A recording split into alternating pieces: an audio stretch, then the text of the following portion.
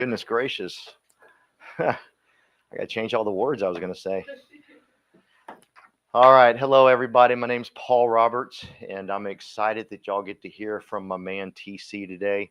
I have no doubt. I know the work TC. Let me say this. When TC is given an assignment to help people out, like he goes all out to make sure that he gives the best of him and teaches y'all as much as he can. Like he didn't take this assignment lightly, and I know him.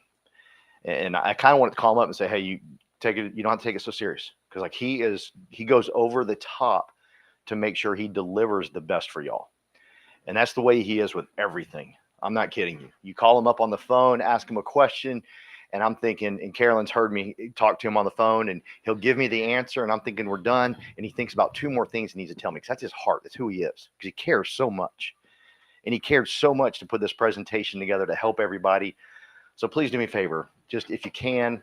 I know we live in the world of social media. Just try to pay attention, put your phones down, stay off Facebook for a couple of minutes, because I promise you what he's put into this, the money he has spent to be able to deliver what he's given y'all. Like he should charge y'all for this. No kidding. Right, Scrivener?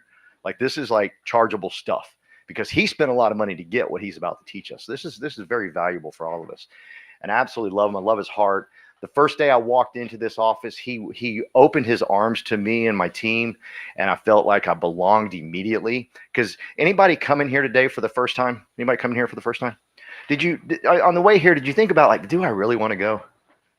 Come on, be honest. Like, do I, Echo, will you be honest with me? Like, you're driving here like, I don't know any of these people. You with me? Really? But I guess I'm the only one.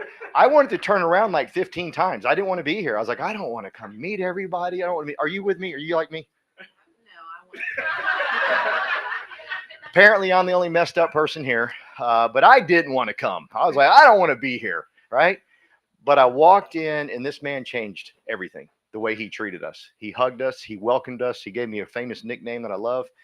And if you could just do me a favor, because you're going to be sitting for the next 45 minutes, can y'all just stand up and let's give him a round of applause to get him fired up about what we're doing? Let's welcome TC. Good morning, everyone. Thanks, Paul. Thanks so much for the introduction, bro. Thank you. Thank you so much for coming today. I know the weather's a little cold, but I'm going to make this hot. This is a hot topic, at least for me. My name is Ton Tran. I go by TC. Ton, and C is my middle name, middle initial, Chi. So TC is easier. I've been in real estate for a little over 16 years. I'm an Icon agent with EXP. Just joined EXP 14 months ago. I'm also a certified mentor, ranked number 19 in Texas within EXP, so about 11,000 agents. Thank you.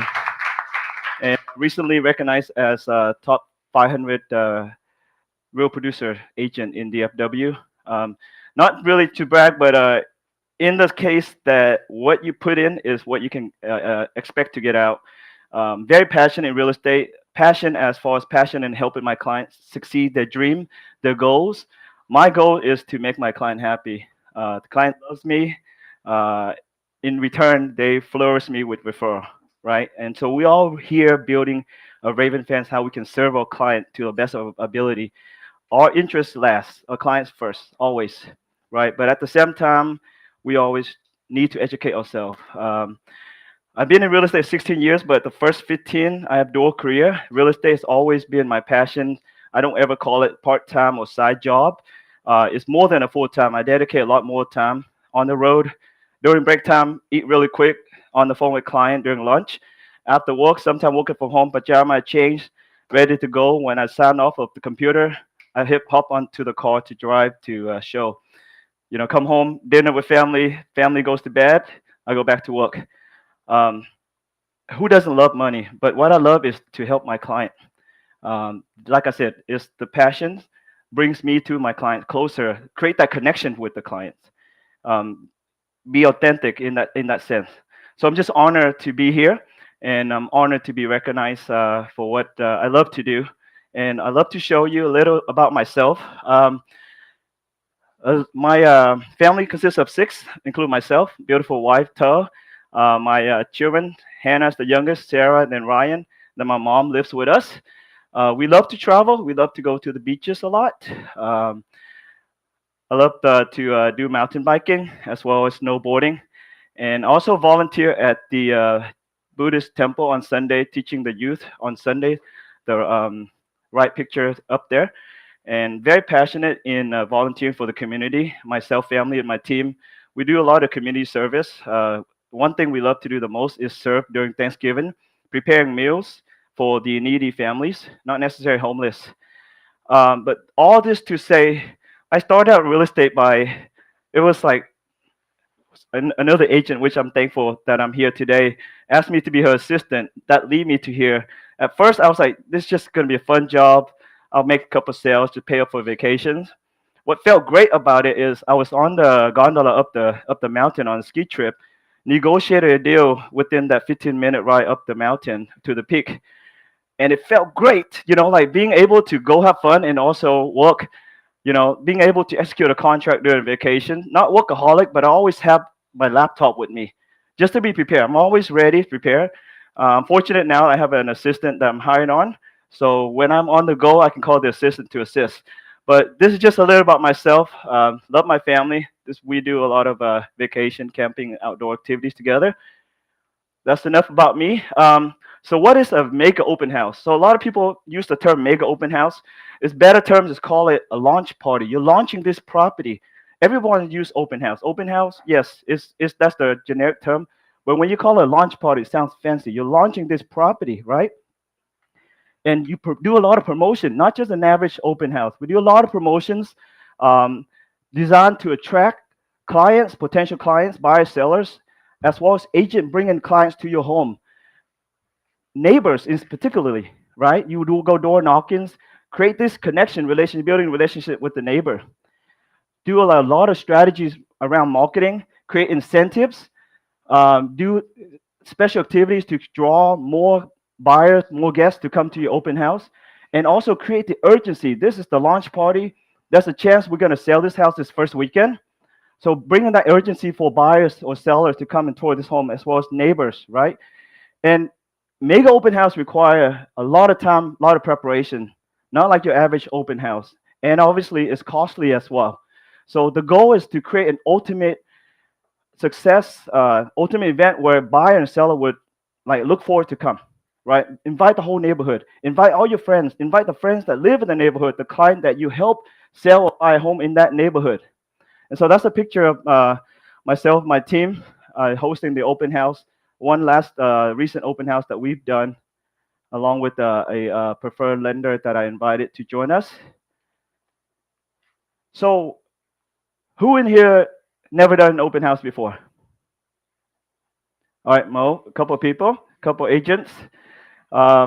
Myself, shamelessly growing up as a real estate agent, not going through training, not talking to other agent, not following, shadowing what they do. I spend about 4 hours to host an open house. That consists of putting input the open house on the MOS, print out the sheets, which say text 30 minutes, really maybe 3 minutes. I would show up to the open house 30 minutes before, put my son out, right? Maybe luckily, if I have the time, go around the neighborhood, not door knocking, not knowing how to do that until recently. Then host the open house for 2 hours, scrambling, leave, lead generation 30 minutes, make a phone call here and there. They don't answer, the guest doesn't answer, I won't call back, I won't text, I won't email. So really 4 hours. Am I using good use of my time? No, because I'm just doing it like on the fly and without any preparations. And I know there's other agent like myself, shamelessly. I've done that. I've done that for years because not having the training, not knowing what's out there to compare to. And what I love about us is we're sharing. And the conference that I attend, shamelessly for the 15 year, I only spend about $50 to $100 per year on education because it's required. Having 2-3 jobs, family, and so I don't have time. But I'm very, very big on education. And the last year and a half, I've gone to at least 6 or 7 conferences already, and a lot locally. But the 6 or 7 are like out of state. And so, really, to host an effective mega open house, how many hours do you think it will take, an average? to host an effective, attractive mega open house launch party? 10? About 30, at least in my definition. So 1 or 2 weeks prior to the open house, right, when you after you take on the listing appointment, either during the listing consultation, I try not to use the appointment, it's the consultation. I'm coming to give you consultations. I'm not trying to get an appointment to win the sale. I'm going to consult you how to best prepare your home, how to sell your home for top dollar. So during the preparation, whether right after consultation or follow after the consultations, work with the seller on preparing the home to tidy up the property, stage it, organize it, move things to the garage or storage, donate things, get contractors in to get some bids for the sellers. I meet them there personally because I have built that distrust with the contractor and the seller. With like if they feel better as an agent, I'm there pointing out things. I don't tell the seller you should do this and that. I said if this is my home, this is what I would do because I want to sell my home for a top dollar, right? I don't want to ever say you should do this, you should do that. So in that preparation stage takes a couple of appointments, right? Myself or my team members can be there on my behalf. Start creating the marketing, the promotions, right? Marketing consists of flyers, pay ad, post your flyers on social media, do videos, share stories. I have this property coming up soon, attract more buyers to come to your open house. Let them know of the open house in advance. So 2 to 3 days before the open house, or preferably even earlier, 4 to 5, up to you, come back to visit the property with the seller to make sure that the home is ready before the photographer come, before the videographer come, right? You want to make sure the home is ready before it's on pictures or video. And then I would place the open Saturday or open Sunday or both by my sign in the front yard, just to let the neighbors that drive by see that sign, to anticipate the open house, to invite their guests or the family member. Because if you don't do that, you show up the day off, an hour before, most of the neighbors are busy the days. And if they call their friend won't be able to make it there in an hour or two, less likely. So you want the more preparation, the better. So my last open house, half of the guests were neighbors. So those neighbors either bring their family or friends, or also looking to potentially sell in the future, maybe like upgrade or downgrade, right? So half of the neighbors saw my sign that I put out. Obviously, we door knock as well. Door knocking, like I said, in the past, I just show up, put my sign, wait for people to come, pray that they come. Sometimes open house, nobody come. I'll get lucky, 1 or 2 people come. But nowadays, open house, my average is about 10. 10. But if I have more preparations, like the one of them I'll show, we had 40 families come by in the first weekend of the launch party.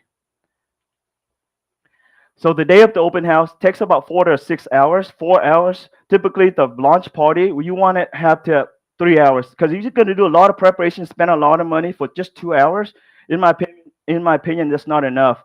So do at least 3 hours for that first open house, or maybe 4.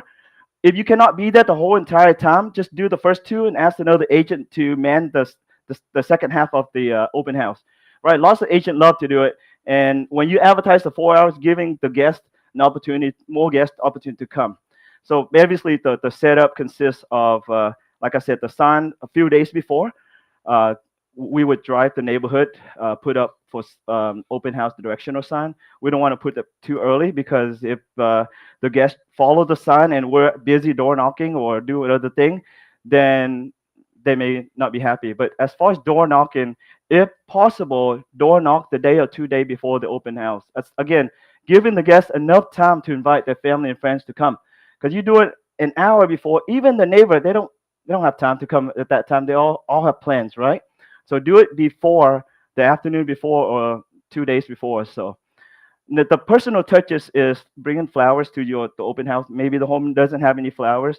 Bring a vase of flowers or a pot of flowers. Air freshener if necessary, if there's not one installed, or burn candles. Turn on some soothing, relaxing music, right, on the TV or just a speaker. And then lastly, post open house follow-ups. Follow-ups can be 3 to 6, but obviously it could be infinity, because those are the leads that you want to nurture and continue to nurture the leads, right? Follow-ups. within 24 hours. Not wait, even though you have it Saturday. Sometimes Grace maybe not don't want to bother them on Sunday, but do it Monday morning. Follow up when it's still fresh in the mind. And then the key is, a lot of time we use app or on the notepad, sign-in sheet. Make note. Everybody come in, try to create the connection with the guest. Make a note next to it because you have 20 guests come in and you don't know which one you have that create a connection. If a guest say, "My daughter's from Austin, looking to move here," obviously there's a comment box. They may not put that, but you yourself make some comments so that when you call the guest, you can relate to them, and they can relate. Oh yeah, he remembers me. But if you say, "Oh yeah, oh by the way, your husband came," you're like, "What? I'm single," right? Just so make as much note as you can because you don't want to offend them, right? So as far as nurturing leads, follow up, phone call, text message, send them an email, or better yet, a video, a short video, 10-second, 20-second, just thanking them to the open house, and follow up with what value you can bring to them. More than half of the guests will have an agent, or sometimes they think they have an agent. So I don't ask, "Do you have an agent?" Because they said, "Yeah," but yet they don't have anything signed, or they think of an agent they met years ago. I would ask, "Are you currently working with an agent? Or you actively working an agent?" Meaning, an agreement signed. Because I know Brandon, he's a good friend of mine. When I buy, I'm probably gonna call Brandon, but Brandon never cared to call me, but I remember him. Well, another agent come on and the shining star follow up, making a good impression. I'm gonna remember that agent, and I never signed with Brandon. I'm gonna sign with this agent that offer all this value to me without charging me. So don't ask, "Do you have an agent?" Because I hear agent or a co-host ask, "Are you actively working with an agent?" If they say yes, then it's good. It's still good to follow up with them because thanking them and offer value. I mean, I'm not trying to steal them away from their client, from their agent, but I'm just offering a value to them. Can I send you market updates? Or is it okay if I add you to my database to send you market update or holidays greeting, or better yet, little gifts or client appreciations? They won't turn it down. I mean, so very important. And lastly, update the seller. Update the seller. How was the open house? The feedback you received during the open house or after the open house. And then I love what the Texas Ace team does. Their team and their dedicated assistant update the seller weekly or bi-weekly on the status of the property, and also go into the home, especially vacant home, not probably just vacant home, right, Charlie? And inspect the property because vacant home, it could be vandalized, or during the freeze tonight. If you don't check before the freeze and after freeze, what if something happened? It could be a lot worse. All right, so for the open house flyer, create a theme open house flyer. Little colorful. I did it myself. I have a VA now that does more professional. But the first theme was, so that first one, the two-story house, I've done 3 or 4 open houses. The launch party, not mega. I didn't know about it until I attended Tom Ferry Success Summit, which I highly recommend that you attend. I'll go over a little bit about that at the end. But create a theme, summer barbecue. So we actually I brought the grill. I didn't physically barbecue, but I heated up, right? With charcoal and all. We cater in chop sandwich, chopped beef, and then just put it on top of the grill and warm it up for the guests. So create that theme, and I call it "Join Us for a Barbecue Party." Initially I call it neighborhood block party, but I don't want people to mislead that I'm hosting a neighborhood, because you got sometimes some HOA you need to have an approval from them or a permit from the city. So I renamed it to just a barbecue party, inviting the neighbors to come. And I'll show you in a little bit. A neighbor next door brought the whole case. He works for Coca-Cola.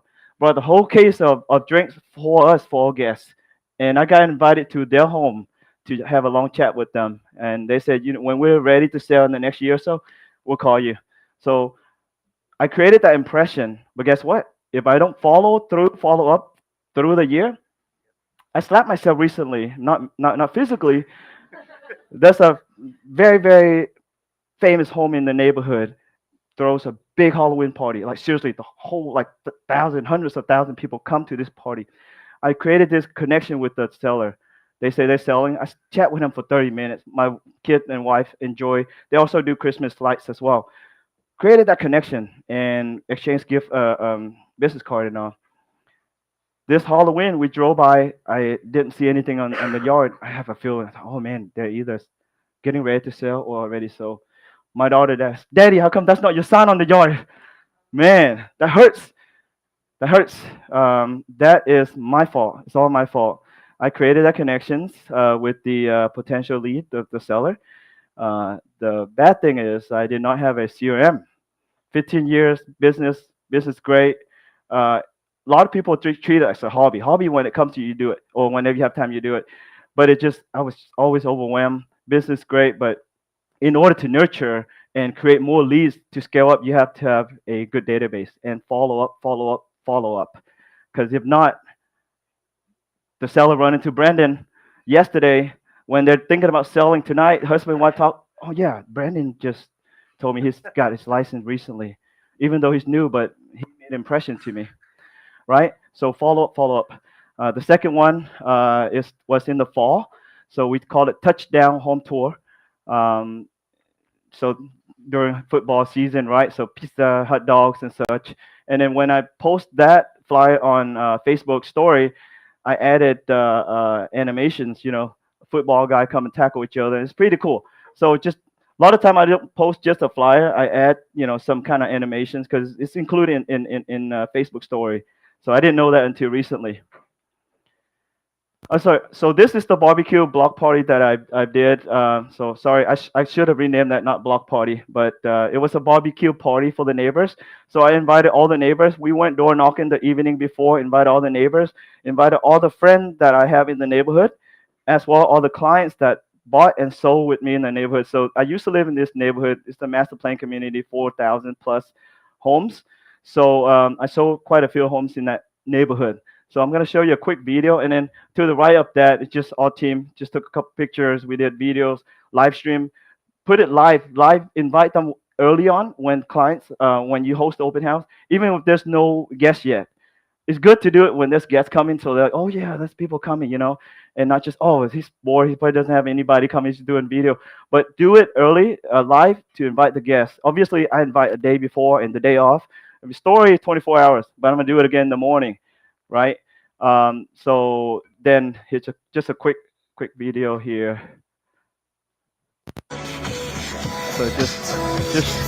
So I do that video, invite them, post it, and at the bottom there I do a video, selfie video, right?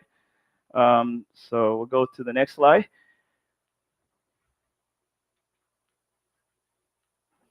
So this is where I need to do it manually. All right, so this is the Cowboys Tailgate Home Tour. We did the mega open house on Saturday and Sunday, 3 hours per day. We had a lot of people came, at least 40 families. We had a lot of leads, a lot of people came, and that happens to be my neighbor. So I was a secret agent for 15 years. I did not let my neighbors know, especially my coworkers and former manager, because side gig. But when you're secret, no one knows you. I'm thinking like the neighbor across the street, which a friend of mine said, because I was moving and putting up for sale sign. He said, hey, Freddie's moving soon too. He and his wife building a home.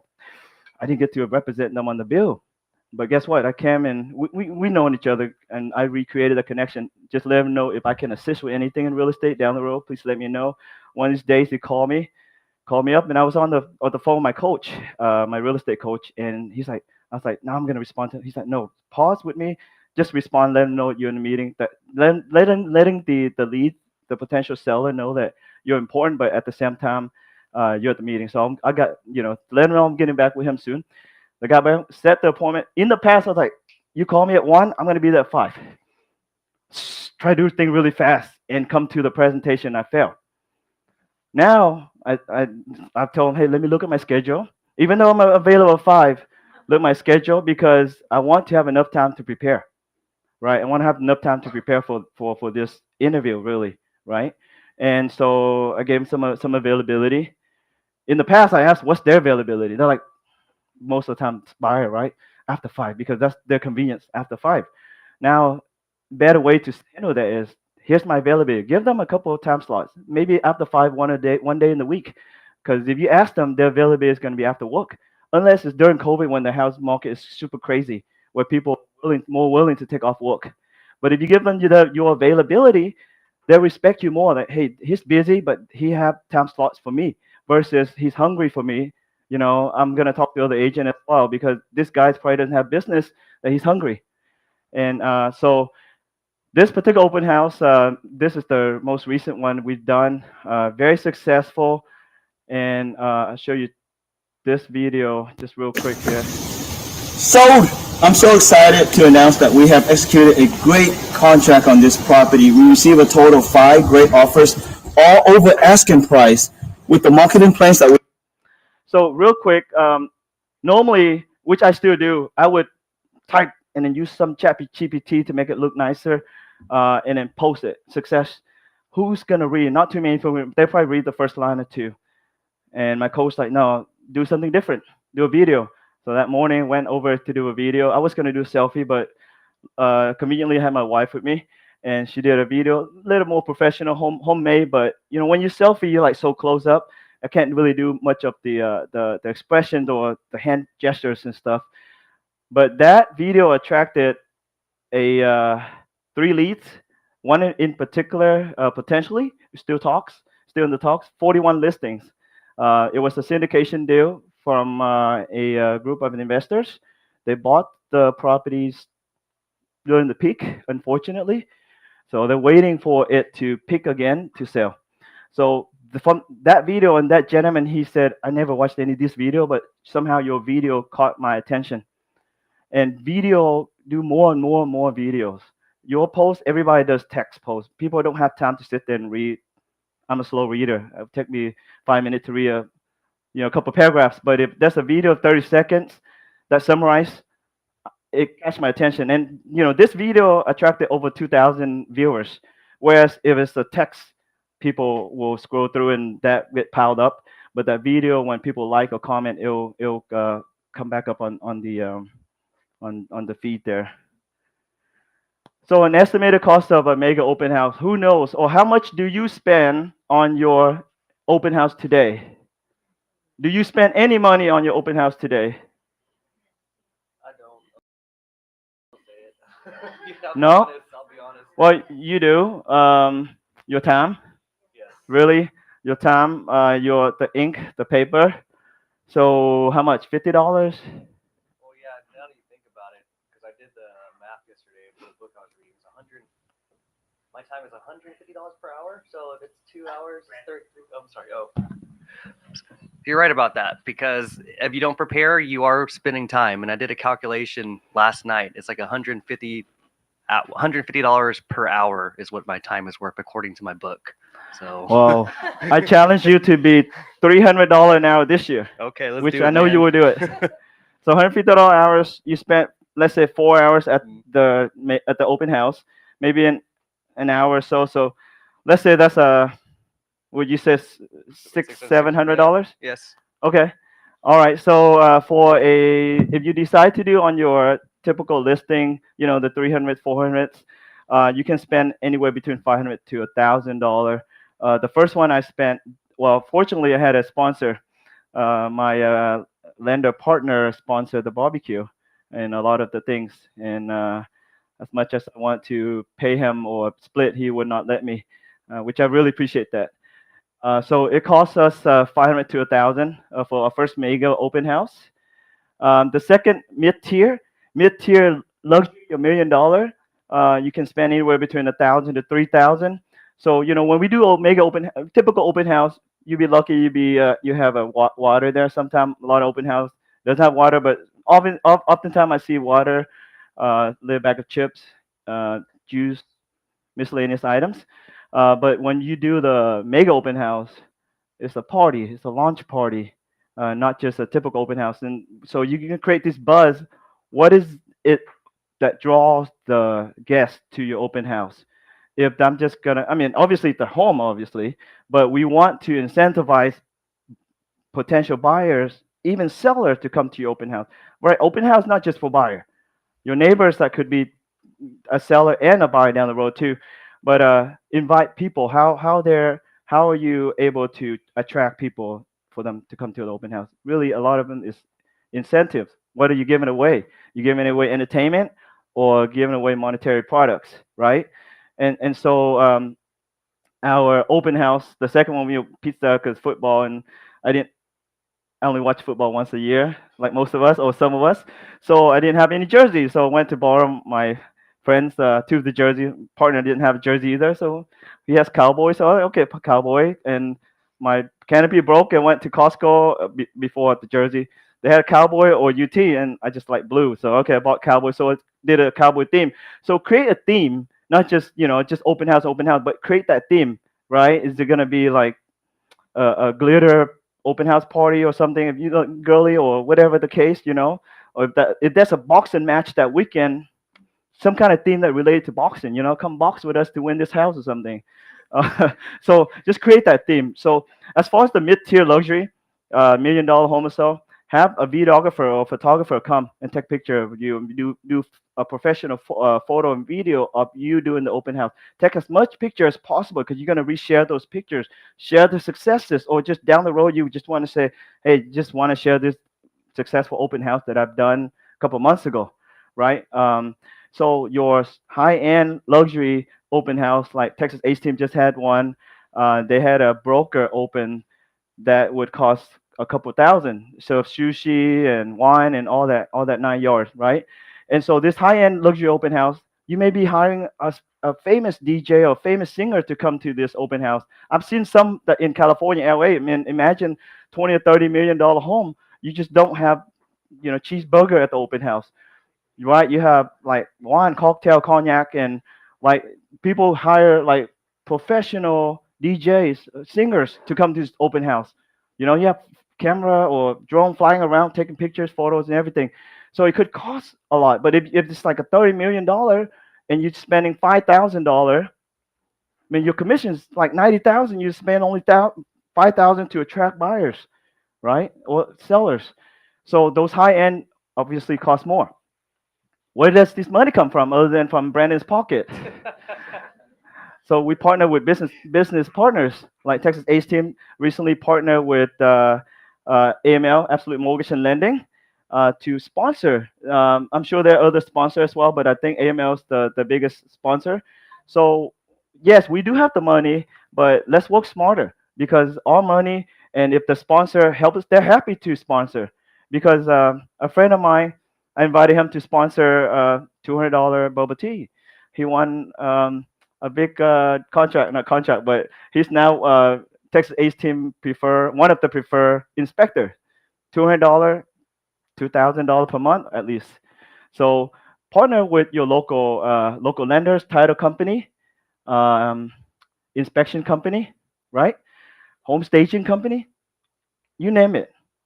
Any companies that can sponsor. Obviously, you want to thank them after you host an open house, or add them to the flyers. Here's our list of sponsors, which admittedly I haven't done that on open house flyer because this limited space. But I do thank them when I do video or on a post, and tag them as well because they love to tag. Because I tag them, I gain more exposures. Their friends can see it, right? They may have 5,000 followers like Brandon. I get 5,000 plus exposure from tagging Brandon, right? And also collaborate with your local businesses, coffee shop, restaurants, the businesses that the guests, the neighbors love to come to, right? The famous donut shops or famous ice cream store. People come for food, and oftentimes they come because they like that food. They like that food, and they want to support that business. And so, and also when you come, just do a video with the business. They love it, right? You help promote them and you tag them. It promotes yourself as well, right? So don't go on your own. Even if you don't have sponsor, invite a coworker or two, a friend or two, or ask new agent to come with you. They'll love to join the open house because they get to watch you and learn from you. Create a VIP experience. You want them to feel VIP. You want the guests to feel VIP when they come to the open house. I have not yet, but I plan to buy a red rug to put in front of the house. A lot of time when you buy a nice vehicle, they'll give you like step on the red rug. I mean, I have builder does that, and I'm like, wow, I remember that builder, David Wickley. That's the only builder that I've seen that done with the red rug on the final walkthrough day. Create that feeling. It's memorable. At least for me as an agent, I remember that. This is like a year and a half ago. All right, roll up the red carpet or a welcome table. I have a canopy, maybe a couple of canopies because I can't use cowboys all the time. Especially this past weekend, if I were to host a mega open house and have cowboy, maybe it'd be funny, but obviously they would think that I'm a cowboy fan, which I'm not. Um, so balloons, whatever, flags, flyers, you name it. Offer refreshment, food, drinks, desserts, even ice cream. Well, we bought ice cream, but don't want to leave in the fridge. We asked the seller, is it okay we keep the ice cream in the freezer before, I mean, even though they'll give us the house, but ask for permission before you do so. Just don't assume the seller's happy with it. So just always be courteous and ask. So yeah, we had ice cream, popsicle during summer, August, or it was October. Still hot, so we brought ice cream out for the kids and the guests. So obviously, open house. A lot of time, agents print out MOS sheet in the past with agent information, how much the agent get paid and all the stuff, or a short version of agent. Create a professional brochure, right? Create a professional brochure of the property, as far as other handouts of why they should move into this home, the feature of the home, or the feature of the community, the school, or surrounding. And then the lender can have their own flyer about financial options. So capture the lease with the sign-in system. In the past, I just print out a sign-in sheet with my picture on there and some information. Now there's app, but if I print out the sign-in sheet, then I have to, a lot of time, the handwriting I can't read, right? Or they'll leave it blank because it's not required. Well, with the app, multiple apps. So here's the list of apps, digital apps, or you can create a QR code to scan, right? Scan for Google Form. You can do your own instead of an app. Google Form, capture all the information you want to capture. Some are mandatory, some are not. So don't make everything mandatory, else they're just going to give up and X out, right? So here's a list of Spatial. Curve Hero, I've used Curve Hero. Open House Wizard, the House View Home, Happy Open House, and then Open House Pro. That's many products, but Open House Pro, I just downloaded last night. They had 2.3-star review. I list 6 because one particular website put them on the list. But I use Curve Hero, and it integrated with KV Core and your system, your database as well. Or if you decide to do a QR code, create the Google form, anything you want to capture. Okay, so Google form, like almost like imagine this a buyer seller client intake form. So you obviously require the buyer 1 or optional buyer 2. Their name, their date of birth, address. If they have children, optional. Their name, date of birth. The pet name, date of birth. The reason, optional. You don't want to make it mandatory. The children's date of birth. Let's say imagine you send a $5 gift card. Not a lot, but it makes a big impact on that child. Receiving that $5, hey, the agent Ton sent you a birthday card. He opened it up. Oh man, $5 Starbucks or Roblox or whatever, right? And every year, if you do it, if you keep up with it until the 18, whatever, they're gonna look forward for that, and they're gonna remind their parent, the agent. If you don't send it, they're still gonna remind their parents of the agent. And guess what? So if you do it consistently. Or their pet. If you were to send a pet a birthday card, I mean, pet have birthday, right? So gift card to PetSmart or Petco or something, right? All right. So when clients or guests come to open house, offer raffle, offer some kind of prize to encourage them to sign in. Because this last open house, I didn't offer prizes, but it's like almost like forcing them to sign in. And obviously, they don't fill out the email or the phone number.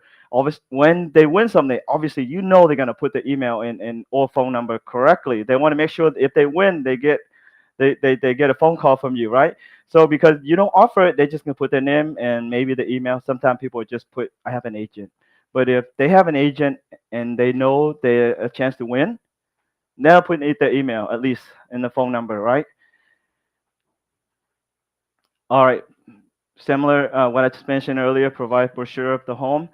So when clients come in, make the connection. If you have open house, a mega open house, if you're expecting a lot of clients, a lot of guests, invite your colleagues, your friend, your lender to come and ask them to help.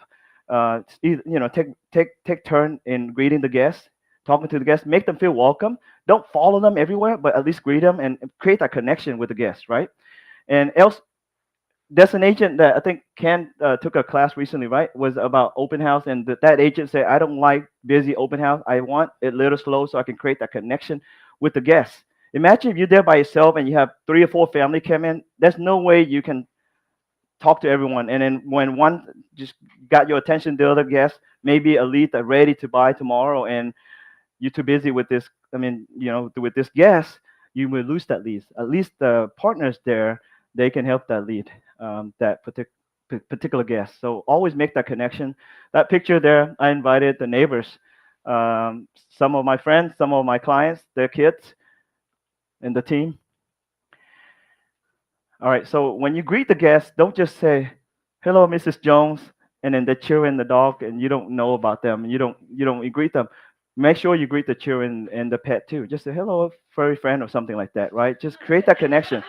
Just don't think that, because then you only making the parents feel special, or the attention is the whole family, not just, of course, the father or the parents or the buyers, but their children or make an impact as well as the pet, because they want a big yard for the pets, right? Ask key questions. Are you actively looking? They'll tell you, because one just told me they've been looking for 3 years. So obviously they're active, but I think this is the, looking for fun, or they wait for the right home, right? So you kind of have a sense. And are you currently working with a realtor? Not just do you have a realtor? Everyone has a realtor that in their mind. Like I said earlier, provide the space. Greet them at the door, or follow them, show them, how open is in this, and feel free to look around. Let me know you have any questions. I'll be here in the front or outside under the canopy. Live stream the virtual reach. Do I still have time, Daniel? No, you're good. Okay. So here's a quick virtual. Hey everyone, it's stream. Tan with eXp Realty. Come and join us for some barbecue today. We're having an open house at 6944 Sea Harbor Drive in the beautiful Grand Prairie. This is in Grand Peninsula with top-rated school in Mansfield. Come check out this beautiful home with us. So done, and I just kind of You like it? showcase the guests and the home. All right, you got Michael grilling here. Delicious chopped beef brisket. Yes, sir. Got some hot dogs as well. This guy was good. I see this young lady is good. Oh, that's what I want. So, yeah.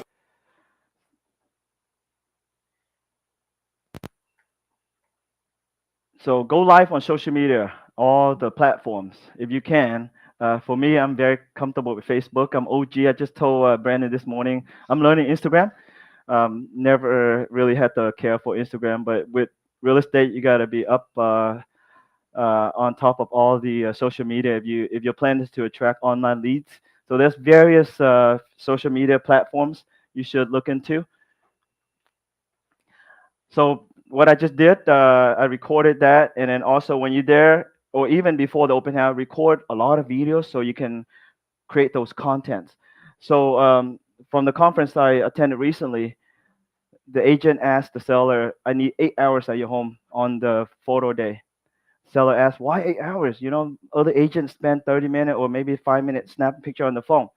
8 hours, you got a photographer coming, video.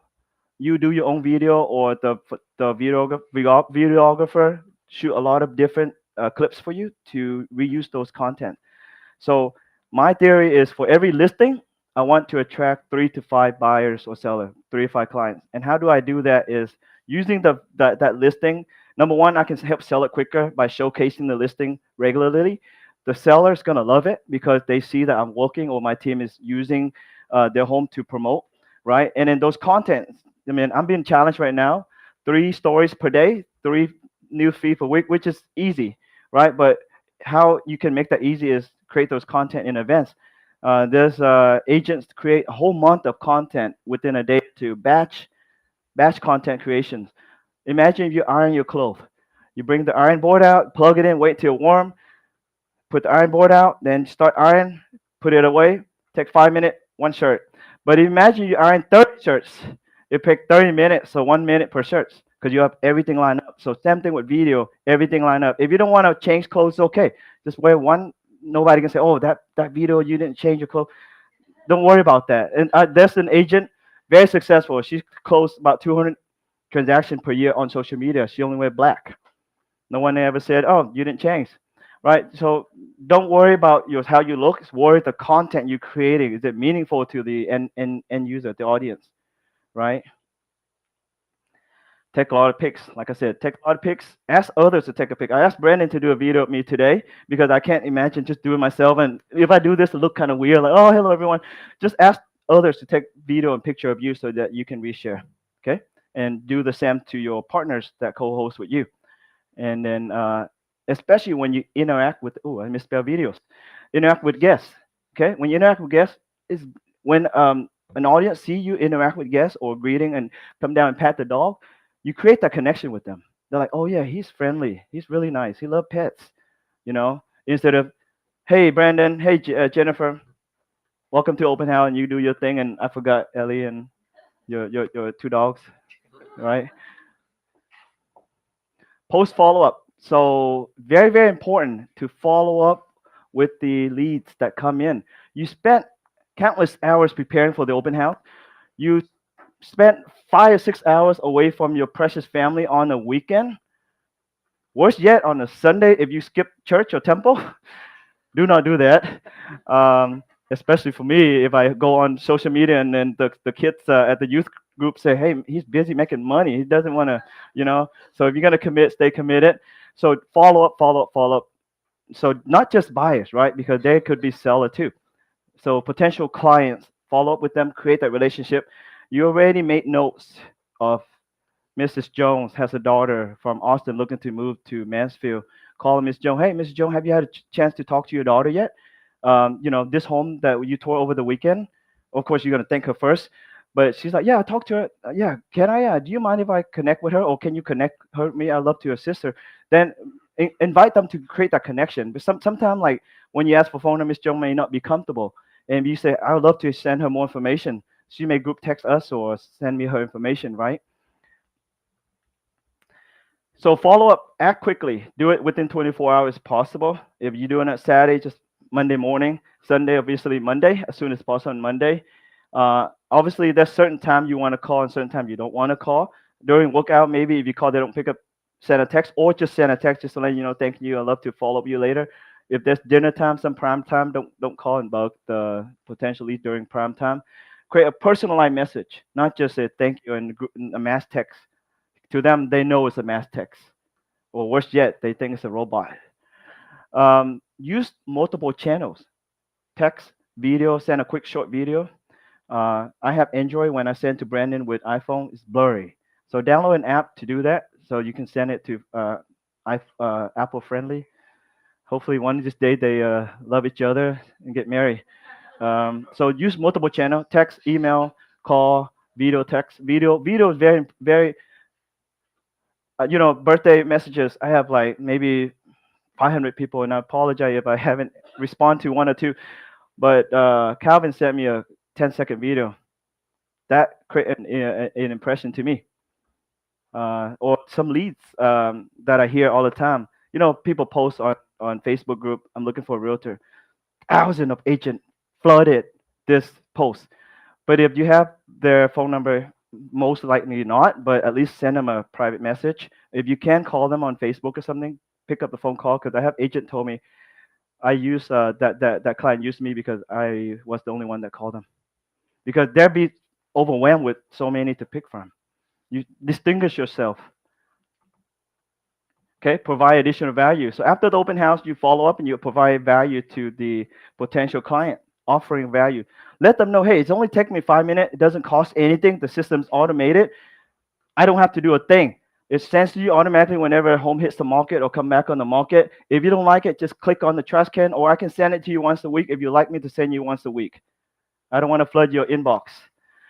Okay, qualify their interests. Don't send them the whole city of Plano. If they're looking for West Plano or that school, filter down to that particular school. Because if you already tell me I want West Plano and I'm sending you Plano, Allen, Frisco, McKinney, you're like, hey, Tan, I appreciate you, but I want Plano. I'm getting a lot of email from you, you know? And lastly, keep the conversation going. I created a good impression with Brandon today. If I don't ever call him up, I don't remind him, I don't send him text message or at least greeting call once a year on Christmas or New Year, he's not going to remember me.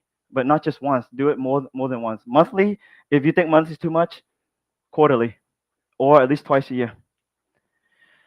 Analyze and improve. So after the open house, you know, take some time to reflect what you could do better, right? What you could have done better, what could be improved. Ask your colleague that hosts the open house with you. Ask the lenders or preferred partners to join you. Just ask for their input, how you all can do it better next time. If needed, adjust the marketing strategies. You know, I've done paid ad for one of my open houses. Some guy, oh, not guys, sorry. A gentleman from Ohio said, "You're wasting your money advertising your open house to me in Ohio." And so, thank you so much, sir.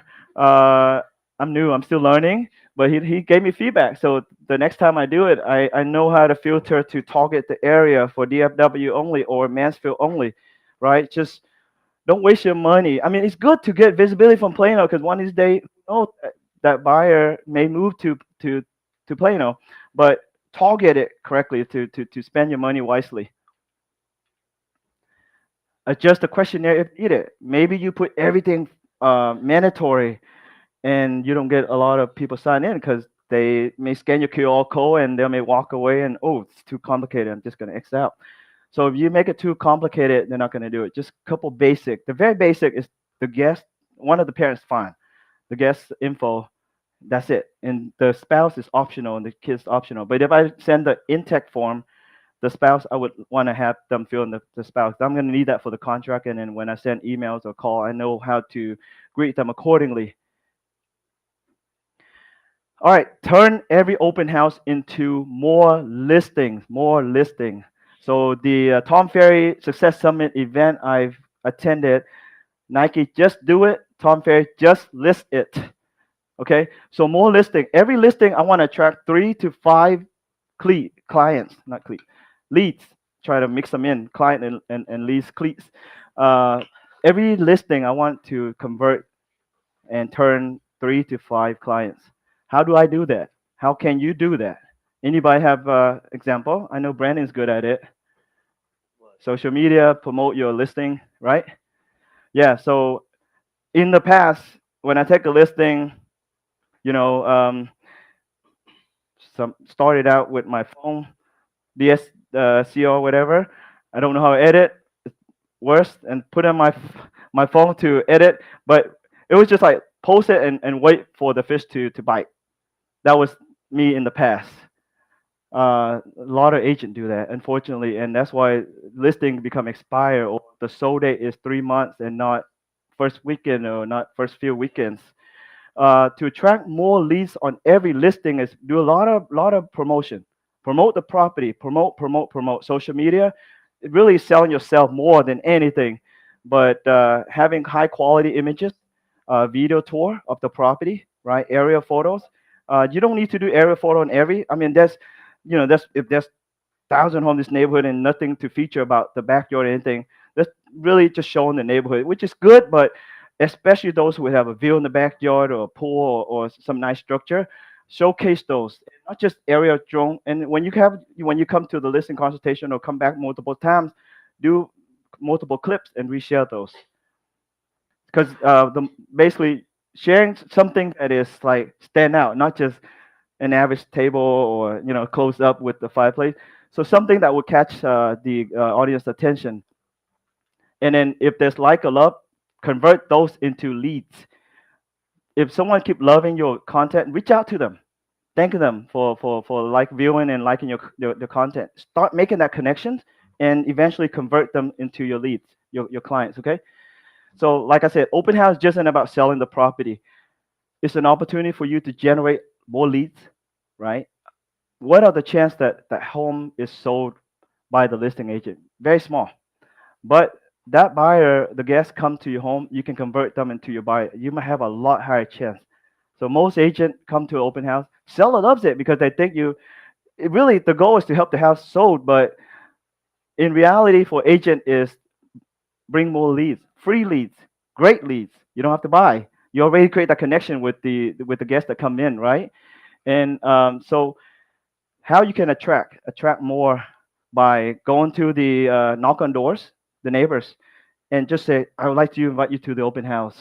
You say, I'm sorry to bug you, but I'm here on the behalf of Mrs. Joan down the street. She would like to invite you to an open house this week, or create a VIP open house for the neighbors. That is going to be better than your public open house because the neighbors, they already know each other, and then you as an agent stand out because nobody does that.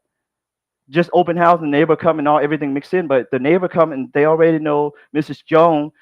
They have a great conversation. You have a neighborhood open house for the neighbors, only exclusive. Provide some refreshments. It doesn't have to go all out, but you have all those leads that could potentially convert to a potential buyer or seller down the road. So showcase your expertise, right? Study the market, study the neighborhood. You should already study the neighborhood by running comps for that particular listing. But if it's a small home and this is like a big mansion mixed in, study those as well because you knock on the door and the neighbor say, "Hey, I'm curious how much my home's worth," and you let me go home and run comp and send it to you.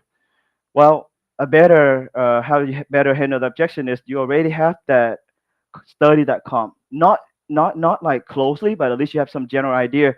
You can say, when I look at the comp, this is how much I think it's worth. But before I give you a good comp, I like to schedule a time to tour your home to visit you first. Then I can give you a better opinion. And before I tour, I have a list of questionnaire. It's a seller's list of questionnaire that I like to interview the seller, right? Let them do most of the talking.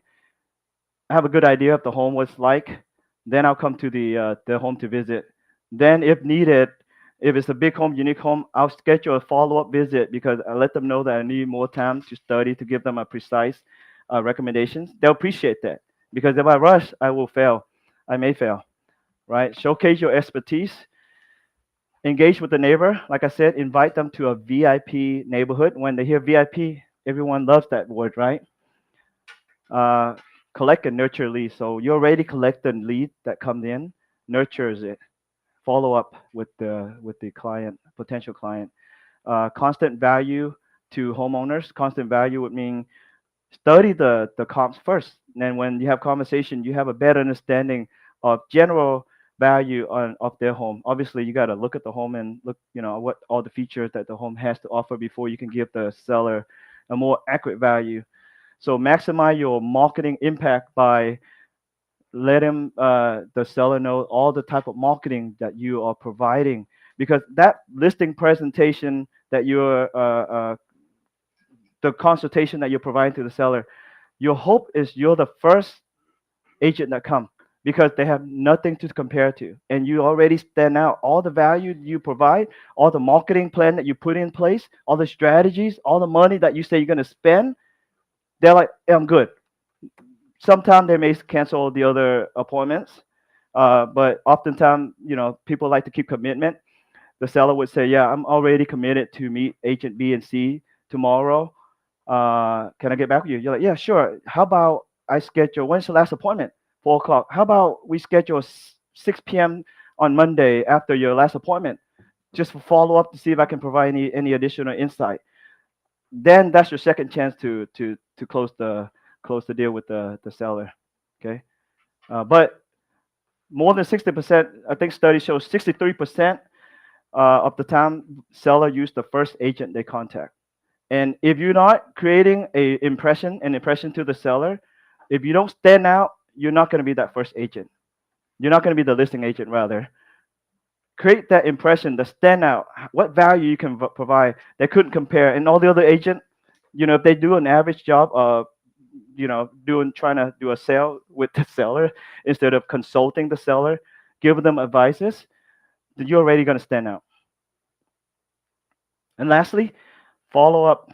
I'm very big on follow up because I fail. I fail, and I learn. I learn from mistakes. So consistently follow up with the client. All right, let's make a mega success. Right? Just mention all the preparations we've done, everything that I've just shared. Obviously, everybody works differently, and those what I have gathered and done myself and learned from the Tom Ferry Summit that I've attended. Because one agent in LA, I was so impressed with her open house. And another impressive thing that she did is, sometimes buyer asks kickback, whatever, or you decide to give them a gift, and if you give money, they may not remember. Like, oh, thank you. But this particular family have children, 2 or 3 kids. Before the final walkthrough, she had the seller approve. She had a team come and install a play set in the backyard. And guess what kind of impression that created with that family, with the family, especially the children, right? It was a big surprise. I'm like goosebumps right now telling everyone. But so what we learned at EXPCon is from one of the presenter, forgot his name, unreasonable hospitality. Create something maybe little. A couple visited New York, ate everything, all the fancy food. They had a talk. One thing I haven't ate yet was the average New York hot dogs. Well, the restaurant manager heard it and told one of the staff. Well, he ran out, got hot dog, put in a nice plate. That little thing cost $5. The hot dog $5, but created a big impression to that guest, right? Plan and promote aggressively. Plan advance. Don't plan the last minute. Admittedly, the first mega open house I did, we pulled this out Friday afternoon. It was my idea, but we're like, hey, let's do it. We did it. It was good, but not great. We provide food. Food brought people. Some people come for food, right? Use live and virtual marketing, like I mentioned. Stage for maximum appeal. Stage the property. Okay, help the seller stage it or move things around if there's no budget for staging. Engage with the visitor, with the guest. Follow up effectively. See, again, follow up. Turn the attendees into serious buyer or seller. I want to thank everyone for your time today. Let me know if you have any questions. Do we have time for a question, Daniel? Do you know what time is it? Oh, okay. Well, if you have questions, I'm going to be here later, or you can scan the QR code to contact me, or my phone number. I should leave it on there, but my phone number is 817-501-1565. 817-501-1565. Let me know if you have any questions regarding mega open house or open house in general or real estate in general. I'll be happy to help. Everyone give Ton a round of applause because that was awesome. Thank you. Thanks so much. Next, I'd like to introduce my buddy, Paul Roberts, a.k.a. the Monkey King. You want me to, can I share why Paul? This is funny, but I respect Paul highly. When I met Paul, come on, Paul. So this picture doesn't look like Paul, but who isn't here watch Disney and American-Born Chinese? The Monkey King shows, American-Born Chinese series in Disney. The main character is Monkey King. Looks almost exactly like Paul. I want to use the other picture. So when I first saw him, I was like, "Hey, Monkey King," and he was like, "What? What you call me Monkey King?" That's when we got Paul. I was just like, he looked just like the beard and the mustache and everything, the eye, the hair. This picture doesn't do justice. But welcome. Thank you. Yes. How's everybody doing? Good. Can y'all be interactive with me? Can I chat with y'all? Yes, sir. Okay.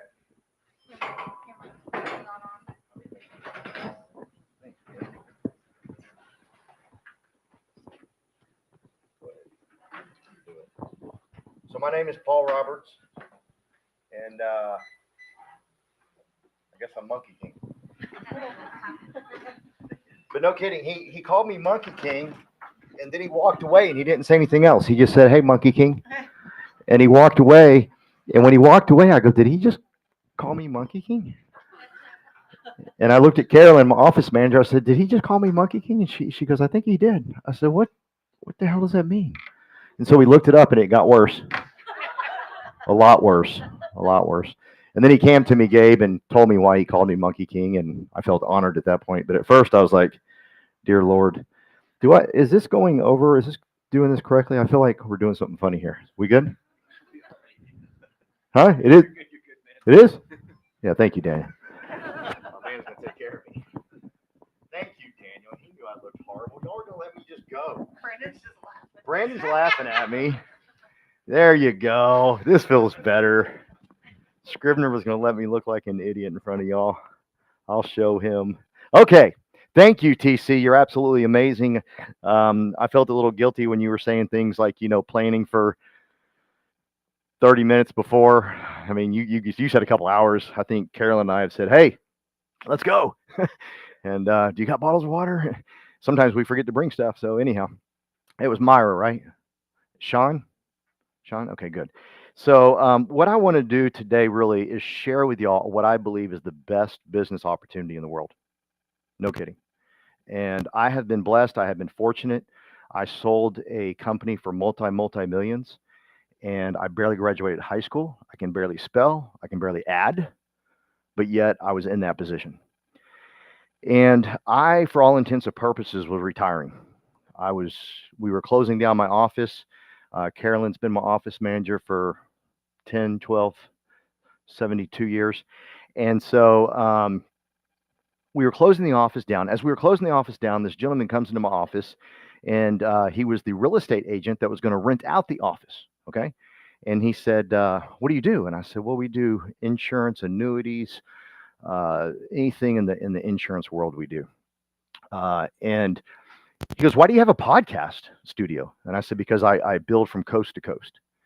And he goes, so you like to build? And I said, yeah. He goes, do you want to do that again?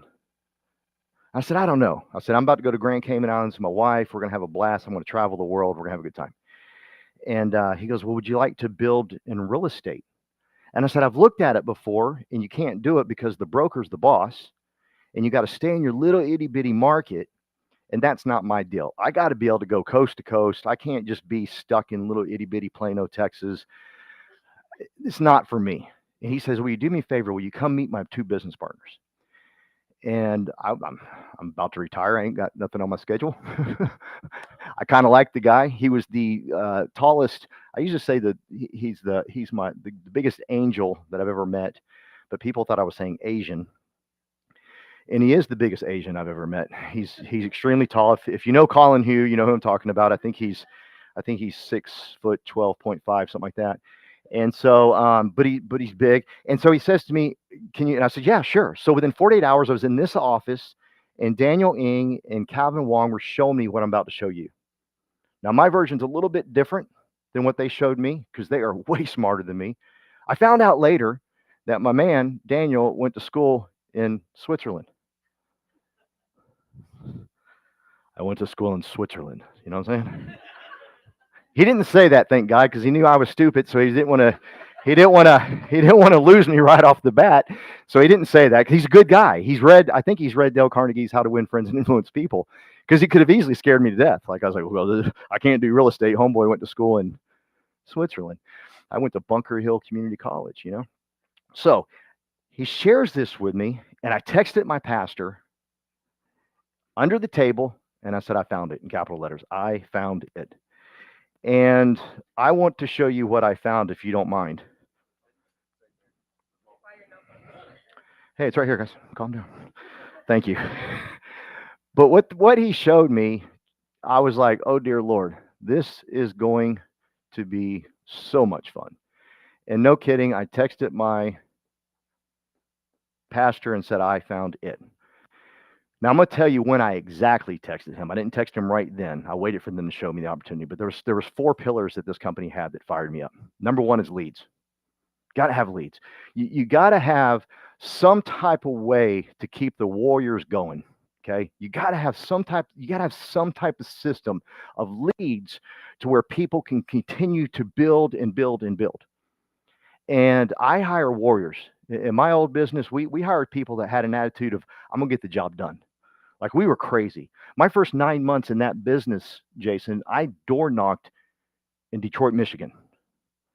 The city, not the suburbs, the city, okay? And I sold $45 a month insurance policies. So we hired warriors. So I knew we had to have leads. And he said something like they had this thing called KV Core. I was like, KV Core, what'd you just say? I didn't really know exactly what it was. He said the KV Core.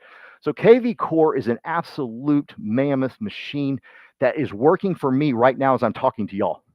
Like, it generates leads. I put the information in there. It shoots out all the stuff to all my customers. It says all the things that you were talking about, TC, happy birthday, this, that. I mean, this thing is a massive locomotive, and it's always working for me. And I've seen some great CRMs. I was in the healthcare world with my man Justin years and years ago. We had a good CRM. Then I got into the insurance world. We had a great CRM. I saw this thing. I said, this thing is like a CRM that just constantly works for you. And it just doesn't stop. But they also have other types of leads. They have the referral. Are you part of the referral network? No?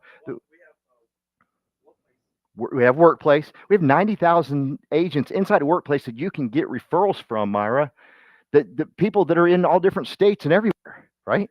All around the country, in 27 countries. Yeah. My buddy called me up the other day and he said, hey, Paul, we're going to London. I said, why? Now, this is my buddy that was crazy. We did a lot of bad things together. I can't mention him right now. But he says, we're going to London. I said, why? He goes, Ozzy's playing his last concert ever. We got to be there. I said, this sounds legit. But I'm thinking, if I'm going to London, what should I do?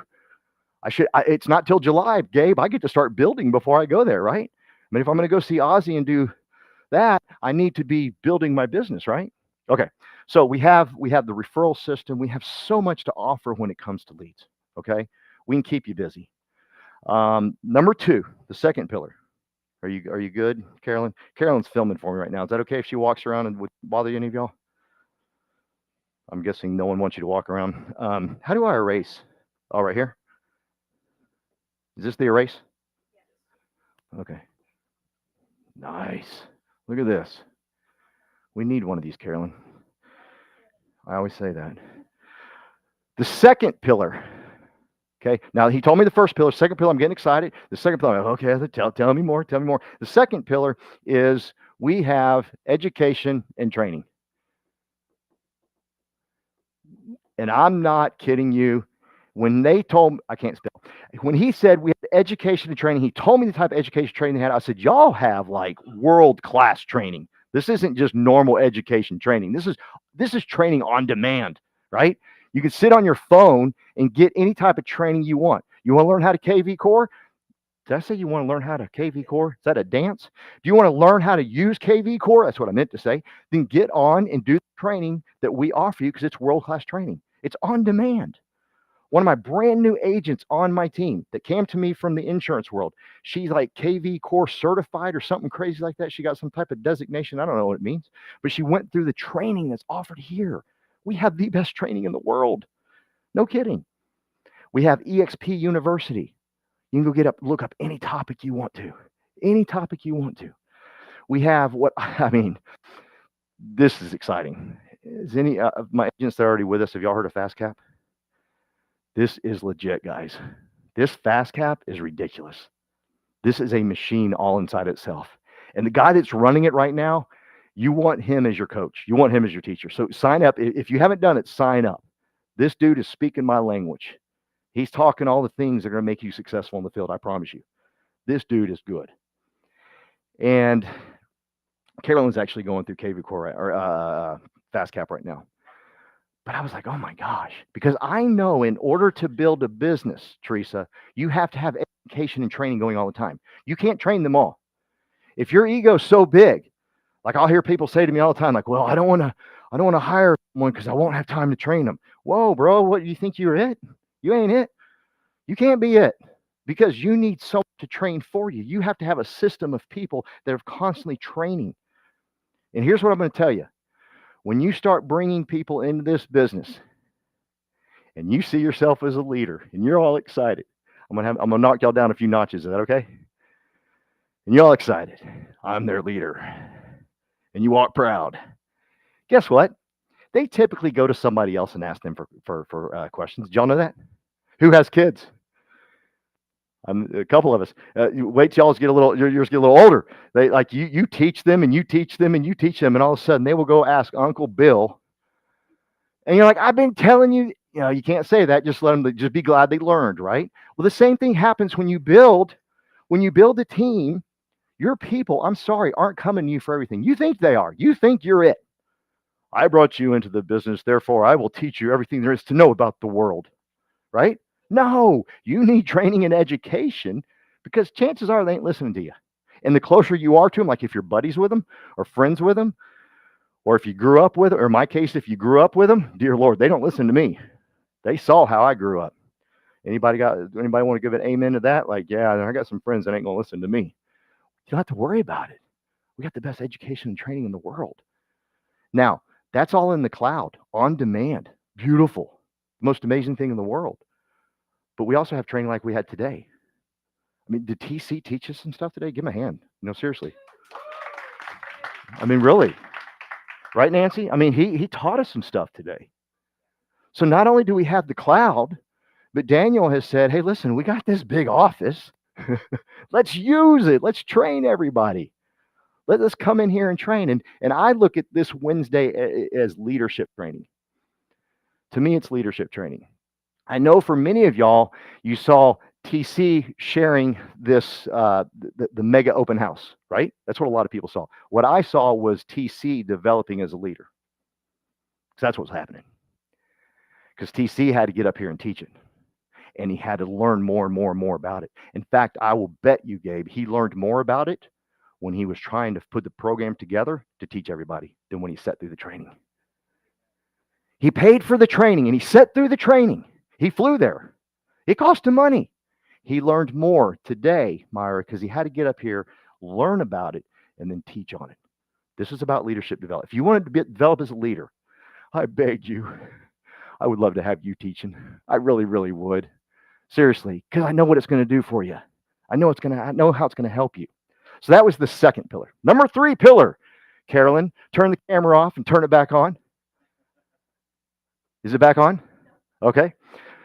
So let's go over the third pillar, because now I'm getting a little excited. They're telling me this. I'm going, okay, because now my dreams and aspirations of hiring a huge organization, Sean, are coming to fruition because I have training and education. Okay, I got training. I don't know how to spell real estate, but I can hire people that will train them how to do real estate. Y'all with me? That's a pretty cool deal. I've never done a transaction back when I started, right? But I was still hiring people. I brought people in before I brought myself in. Does that make sense? And I didn't know what I was doing. Y'all with me? I didn't know what I was doing, but I was bringing people in because I didn't have to worry about it because we had the second pillar. This is the third pillar. You ready? This is where I got a little bit more. Now I'm about to text my pastor. I haven't texted him yet, but I'm getting really, really, really, really close. Ownership and equity. Oh, dear Lord. I think I might have spelled that right. Boom! Like I really barely graduated high school. I'm not kidding you. I've got my high school diploma in my backpack if you want to see it before we leave. I'm not kidding. I got it with me. Your agent, last time he was here, he says, I don't believe you. I want to see it. And I showed it to him. He goes, oh, dear Lord. He goes, don't show that to people. I said, I agree. I probably shouldn't show it to people, but I do because I want to give everybody hope. So ownership and equity. This one, Teresa, got me excited. You know why? Because I built a business. Anybody here build a business? I know Teresa did. That's why I used her name. You build a business. What's so hard? It's almost impossible. You're building a business to give ownership and equity of that business away.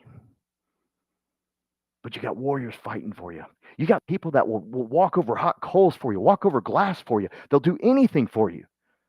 They'll help you build your company, and you're loyal to them.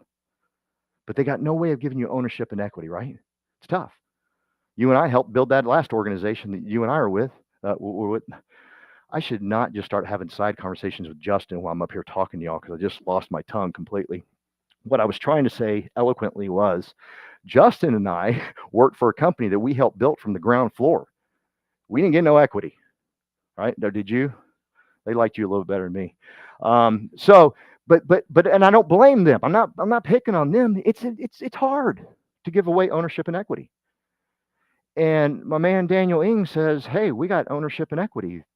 Glenn Sanford, the founder of this company, said, hey, I want to give the warriors the ones out there putting all their chips in, the ones putting money in to do open houses like he mentioned. I want to give them opportunity to have equity and ownership of this company. I'm getting excited now. I'm like, I've never been able to offer that. I got a big fat payday when I sold my company. It felt amazing. We had a party. Remember that? We had a beautiful party at the office. Tears for many reasons. I'm going to tell you all a funny story because I want to. They came to my office and said, hey, we're about to do the wire transfer to your bank account. I try to play cool, you know what I'm saying? It's good. I'm right. Yeah, because this guy is like the best of the best of the best when it comes to financial services. I got to hang out with this guy for a couple years, and I was being cool with it.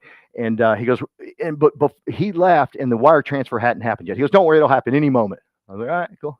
Well, he leaves. I'm checking like every 5 minutes. My pastor happened to be there at this meeting. He says, let's go grab some food. You need to relax. I need to get in your head for a little bit. And we sat down. This is the first thing my pastor said to me. He goes, listen, your world's about to change dramatically, but understand this. The rest of the world's not. It's going to stay the same. I need you to be the same. I was like, okay, can I check my bank account? He said, yes, right. So we're at Fuzzy's. You get a 7-figure payday and you go to Fuzzy's. And so I'm at Fuzzy's and I see it come through. And immediately I thought, oh, dear Lord, I got to get off the Wi-Fi. You know what I'm saying? Like someone's going to steal my money. That's a true story. And I'm telling you this for a reason. I got that paycheck. The warriors that helped me build it did not get the equity. There's none to give. I was able to sell my company, and what my life was forever changed. Now, the company that bought me, thank God, they're incredible. They're now offering equity to the warriors. Okay. But I didn't have that ability till I sold. Y'all with me? We have that here. Glenn said, hey, I'm going to give y'all a chance to own what I built. I'm like, yes, I'm in. There's 5 ways you can earn equity. Number 1 is if you do your first transaction, right?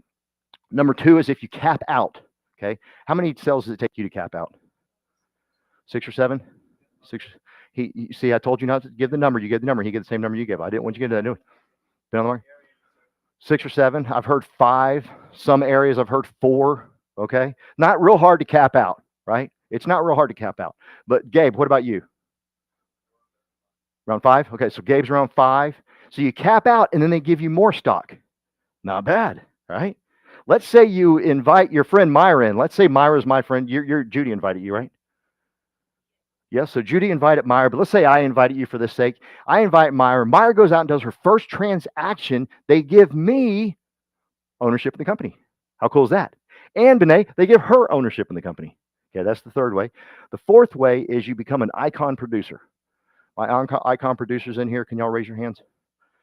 We got Gabe. Oh, yeah, that's right. We got a commercial icon in the room. Like the first commercial icon in the room, Calvin Wong. I shouldn't be speaking. He should be speaking. You know what I'm saying? He's a commercial icon. Okay, enough of that. Can you do autographs later? Sweet. We'll sit up here. We'll sign. He'll do a book signing right up here. But where was I? I wasn't paying attention. Icon. So you get equity when you become an icon. And then the last way, which I think is the coolest, like if any financial advisor would tell you this, if you have an opportunity to buy a stock cheaper than what they're selling it for, buy it. Y'all with me? Buy it. That's like, duh. I'm hearing agents get signed up with me, Daniel, and they're signing up the sponsor. Hey, should we do this thing where we give some of our commission away to buy some stock?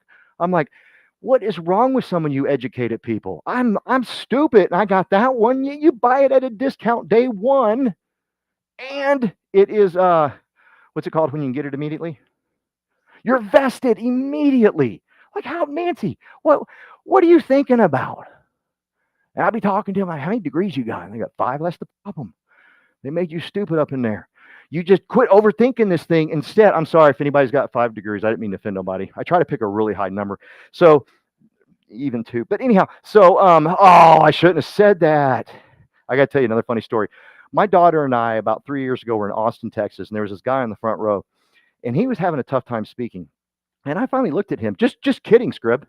I said, how many college degrees you got? And he says, well, my wife says I am the poorest, most educated man she's ever met. And he goes through, I got a degree in social, I got a degree in this, I got a degree. And I'm lost. I'm like, bro, how many degrees you got? You know? And he went through the whole thing again. Finally, my daughter looked at him and goes, he's looking for a number. She was like 14 at the time, guys. And then afterwards, after Justin, she goes, did I step out of line, Dad? I said, no, you did good. He needed that, man. So, but it's a no-brainer. Glenn is giving us an opportunity to buy his stock at a discount, and we're vested immediately. Come on, right? I'm getting more and more excited when Calvin and Daniel are telling me this, okay? I haven't quite texted my pastor yet and said I found it, but I'm getting really, really, really close, all right? So let's talk about the fourth pillar. Let's see if the fourth pillar is what did it. So Daniel and Calvin start talking about this. Okay? Now, they didn't explain it this way, but this is how I know it. This is how I've been taught it for 20 years. Okay? Does anybody not know what this is? Or I don't want to embarrass nobody. Who knows what this is? Raise your hand. Like, raise your hand if you know what this is. You know what it is? You know what it is, Gabriel? Okay. This is the cash flow quadrant by Kiyosaki. Okay. And it talks about being employed, self-employed, business owner, investor. Okay. I got into business to be a business owner. Y'all with me? I want to be a business owner. Who in here wants to be a business owner? Like who in here, like, you know, you got a boss and you're thinking, I'd do it different. You know, if I were in charge, I'd do it different, right? Who said that? Come on, don't lie to me. I better see 100% of the hands going. Come on, everybody has. Raise your hand. Come on. Everybody has. We've all said that. We looked at our boss going, yeah, bro, I would do it so different than you, right? We've done that. Then the question is, why don't we? Glenn Sanford has given us an opportunity to do that. Glenn Sanford has given us a gold mine right in the palm of our hands. He's given each and every person in here, whether you're brand new, done this for 10 years, 20 years, 5 years, 2 seconds, you have a chance to be a business owner with this man. Are y'all hearing me? I don't think you hear me. You have a chance to be a business owner with this man. He has given us his platform for us to go business. This is insane. So they started talking this language to me. They didn't say it just like this, Justin, but I heard that's what they were saying. I was like, oh, dear Lord, back up. Now I'm texting my pastor going, I, capital letters, found it, right? What is it, right? What got me out of retirement was this. The 3 pillars had to have them before we got here. Got to have all 4. However, this one sent me over the edge, Gabe. I was like, this is it. So here's the challenge. Who in here is an employee? Like, you got a job right now, but you know, and you're doing this like a side deal job. Just only 2 people? Come on, 3? There's more than that. You heard my man TC. He did it for how many? TC, how many years did you have a job while you were doing this? 15 years. And I only got 3 people in the room raising their hands. Someone's not telling me the truth. There's more employees in the room. I promise you that. Huh? That's your self-employed job. So understand, there's nothing wrong with being employed. I'm not knocking it at all. There's nothing wrong with that. But I would look at my boss sometimes, our old boss, that, bro, I do that a bit different. You know what I'm saying? I do that a little bit different. So this is E. So you want to go here if you can, being self-employed. This is where people get tricked up, Myra, especially real estate agents. Since I've gotten in this business over 2 years now, and I'm interviewing real estate agents, I'm learning more and more about them. And they think they're business owners, but they're not. They're self-employed. The moment they quit working, the money quits coming in. Everything is based off their efforts. And it breaks my heart. Because I built a business in the insurance arena selling $45 a month policies and built a multi-million-dollar business. And you guys, y'all in the best business in the world. Are y'all aware of this? I don't think some of you do. I don't think the avenues that real estate has, the things that you can do inside of real estate. I'm telling you, y'all got the best gig in the world. I'm going to say it again just to make sure y'all understand what I said. I built a business, and sold it for multi-millions, selling $45 a month policies. What are y'all doing? Y'all doing transactions? I mean, we had luxury here last week. What is that? That starts at 1.2 million, something stupid like that. You know what I'm saying? Calvin's selling, you know, the downtown Reunion Tower. That's a little bit more expensive than a 45. You with me? Like we have, like, this is the easiest uneducated way I can say it. This stuff's sexy. You know with me? Jennifer, when I try to get people into insurance, it wasn't so sexy, man. I was like begging people, Sean, like, come on, man. You can do it. I promise. I promise you can do it. You only get shot at a couple times. It's good. But this is unreal what y'all can do. What y'all have the ability at your hands, and you get to build a business in it. Okay? So don't stay here. I want you to go here. Okay? Well, how do you do that? Okay? I'm going to draw it out the way I've drawn it out for 20 years. Daniel shows it a bit different. What I recommend highly, if this is your first time here watching this opportunity, please, I'm begging you, come back next week and watch Daniel explain it. Okay? Because you'll understand a little bit more. You need both, I believe, to understand it completely. Right? So I'm going to explain it the way I know and have done it for 20 years. What you want to do is go out and invite 12 people. That's 1, 2, 3, 4, 5, 6, 7, 8, 9, 10, 11, 12. You want to invite 12 people to this to come check this out. Okay, this is you right here. So you want to invite 12 people to come watch me, an uneducated dodo brain that can't spell and can't add, who sold a business for millions and is building a business over here for like 8 figures. Okay, you just want to invite them. Hey, come check it out. Just come check it out. See what you think. Come check it out. Don't get upset. Don't get worked up. Don't be like, well, they didn't show up. Good. Invite more, right? And then some of them show up and say they don't want to do it. Good. Invite more, right? Some of them show up, start, and quit. Good. Invite more. Are y'all understanding the deal here? Don't overcomplicate this thing. I watch people complicate the simplest things in the world. Like, don't mess this thing up. People are messed up. I really think sometimes, I won't say it again. So, whoa, what happened to my circles? Thank you. So, thank God. See, I shouldn't knock college because these are 2 very smart college guys. There's nothing wrong with college. Some people just, it lets them make them stupid. So, this is you, and you bring in 12 folks, y'all with me? And just invite them in, and they sign up, get sponsored, all that good stuff. Here's what's going to happen. Mark my words, this will happen. But you got to get 12. You got to get 12. Mark my words, this will happen. These 4 are going to be nuts. They're going to be crazy just like you. They're going to be like, hey, you're telling me Glenn's going to let us build a business on his platform? Get out of my way. I'm going to invite everybody. Like, they be inviting everybody. Every day, Daniel will be showing play in his office. Dear Lord, you bring another person? For the love of God. You know? No kidding. These 4 are insane. This is what you're looking for, okay? But you can't get these 4 unless you get 12. I'm telling you, it's just the way it works. I've been doing this 20 years. I've been taught by the best of the best of the best. Any insurance people in here that you built an insurance business? You? No? Okay. These 4 here, they're going to marinate a little bit and kind of sit around, and they're going to be like, I don't got time to build. Those are the people that really need to build. If you're saying you ain't got time to build, you're the one that needs to build. You know why? Because when you quit working, you ain't got time. You're the one that needs to do it. Okay. That's what I tell my clients all the time back in the insurance world. They say, I can't afford it. Then you're the one that need to get it. Because when you die, they really in trouble. Your family's in trouble today. Imagine when you're dead. It's going to get worse. Okay. So if they're telling you ain't got time, these 4 need to go. But leave them alone. Leave them alone. Don't try to get them to be these 4. Just be sweet and be nice to them. That's it. Okay. These 4, I don't care what you do for them. Hey. I don't care what you do for them.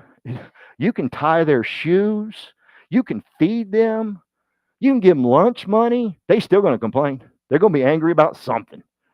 And you can usually spot them a mile away now. Back in the day, Brandon, we couldn't spot them a mile away. Now you can spot them a mile away. It's called Facebook. And just see the stuff they post. And they start complaining about anything and everything. Just they complain about you next. It's coming. Just buckle up, man. You're gonna be on their Facebook feed soon. This guy told me I'd get rich and I didn't. I'm smarter than him. I know you are. That's why you ain't rich. So don't worry about it, but just keep bringing them in. Okay, that's all you do. These 4, they're going to bring in so many people. We have 7 tiers here. Sean, why did I say Sean? Glenn Sanford is giving us 7 levels, Benet, to build with. Okay, meaning you get commissions off all of these levels. So these 4 are going to bring in the most of your business. These will bring in some here and there, And what you'll find is there'll be a crazy nut job down here. You'll find it. And when I say crazy nut job, y'all cool with that? I'm like, it's me. Like, I'm going to build and get rich here. All right, y'all with me? Like, you want to find like Brent Gove. Just look for him. He's out there. And someone over here will find him, I promise. But these guys in here, let's say you have 5,000 people on your team, 4,000 are coming from this group, this four right here. Every time. There's no way around it. Just the way it works. Okay. And this is what I call, so you got people here, you got people here. Let's say you got like, 1,000 on level 7. You got 1,000 people on level 7. This is what I like to say. This is when you're making money while you're making money while you're making money while you're making money while, y'all want to help me finish? You're making, only 2 people want to do this. So you're making money while you're making money this is what it is. This is a business now. This is, you go to, who wants to travel? Who here likes to travel? Where do you want to go? Asia. There's a lot of room over there. Can you be more specific? Japan. There we go. That's a little smaller. So Japan. So she's in Japan. She's having a good time, right? This is Jennifer, by the way. Anybody not know Jennifer? Raise your hand if you don't know. That's Jennifer. Okay. So that's Scrib. I almost said husband. So in fact, let's just get this over with. By the powers vested, I'm just kidding. So where was I? I wasn't paying attention again. Thank you. Sean, I've lost a friend today. Scribner was my buddy up until just then. That's when it ended for Paul. Yeah, he knows jiu-jitsu. If I don't come back next week, will y'all kind of, Jason, hook me up. You're big, you're strong. I'm going to need you to protect me on the way out. Scrib's not happy with me right now. Where was I? Oh, so she's in Japan having a good time with her family, Nancy. Does she have to answer every phone call, or is she having a good time? If she has this, does she have to answer the phone call? If she doesn't, if she's self-employed, guess what she has to do? Has to answer the phone call, has to answer everything. And then she comes back from Japan, and this is what so many people say, and it breaks my heart. I need a vacation from my vacation. I hate when people post that. It breaks my heart so bad because I know what it means. You didn't enjoy while you were there. You weren't present while you were there. And you think everything else is wrong in the world. No, you're stuck here and self-employed. You just stuck. Because even people will post, I'm self-employed and loving it. It's like a badge of honor. It's a badge of no, don't do that. Because everything revolves around you.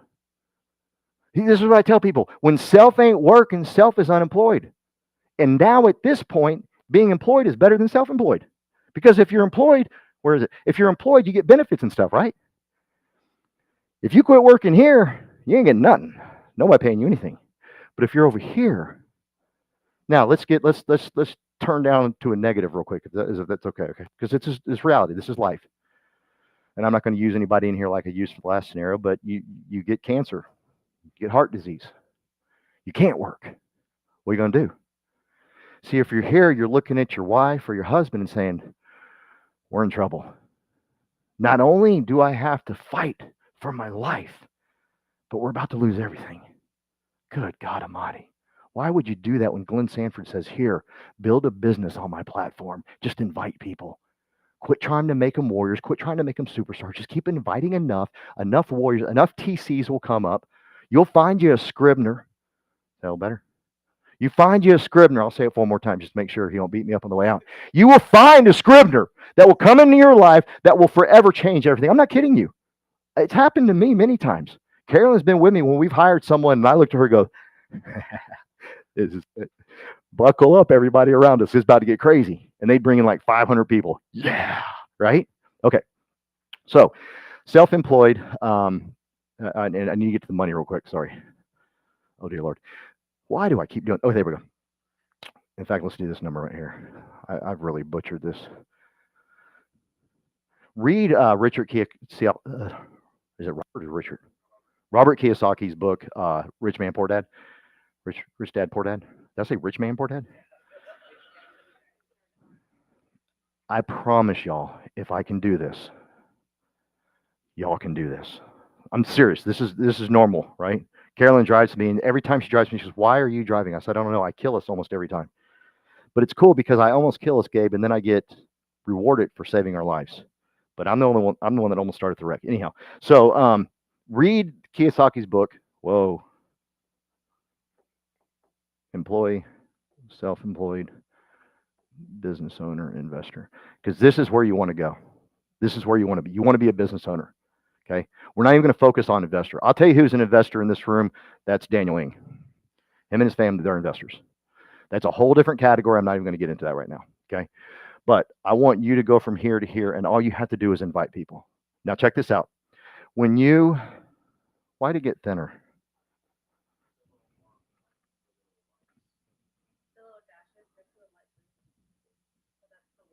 Oh, nice.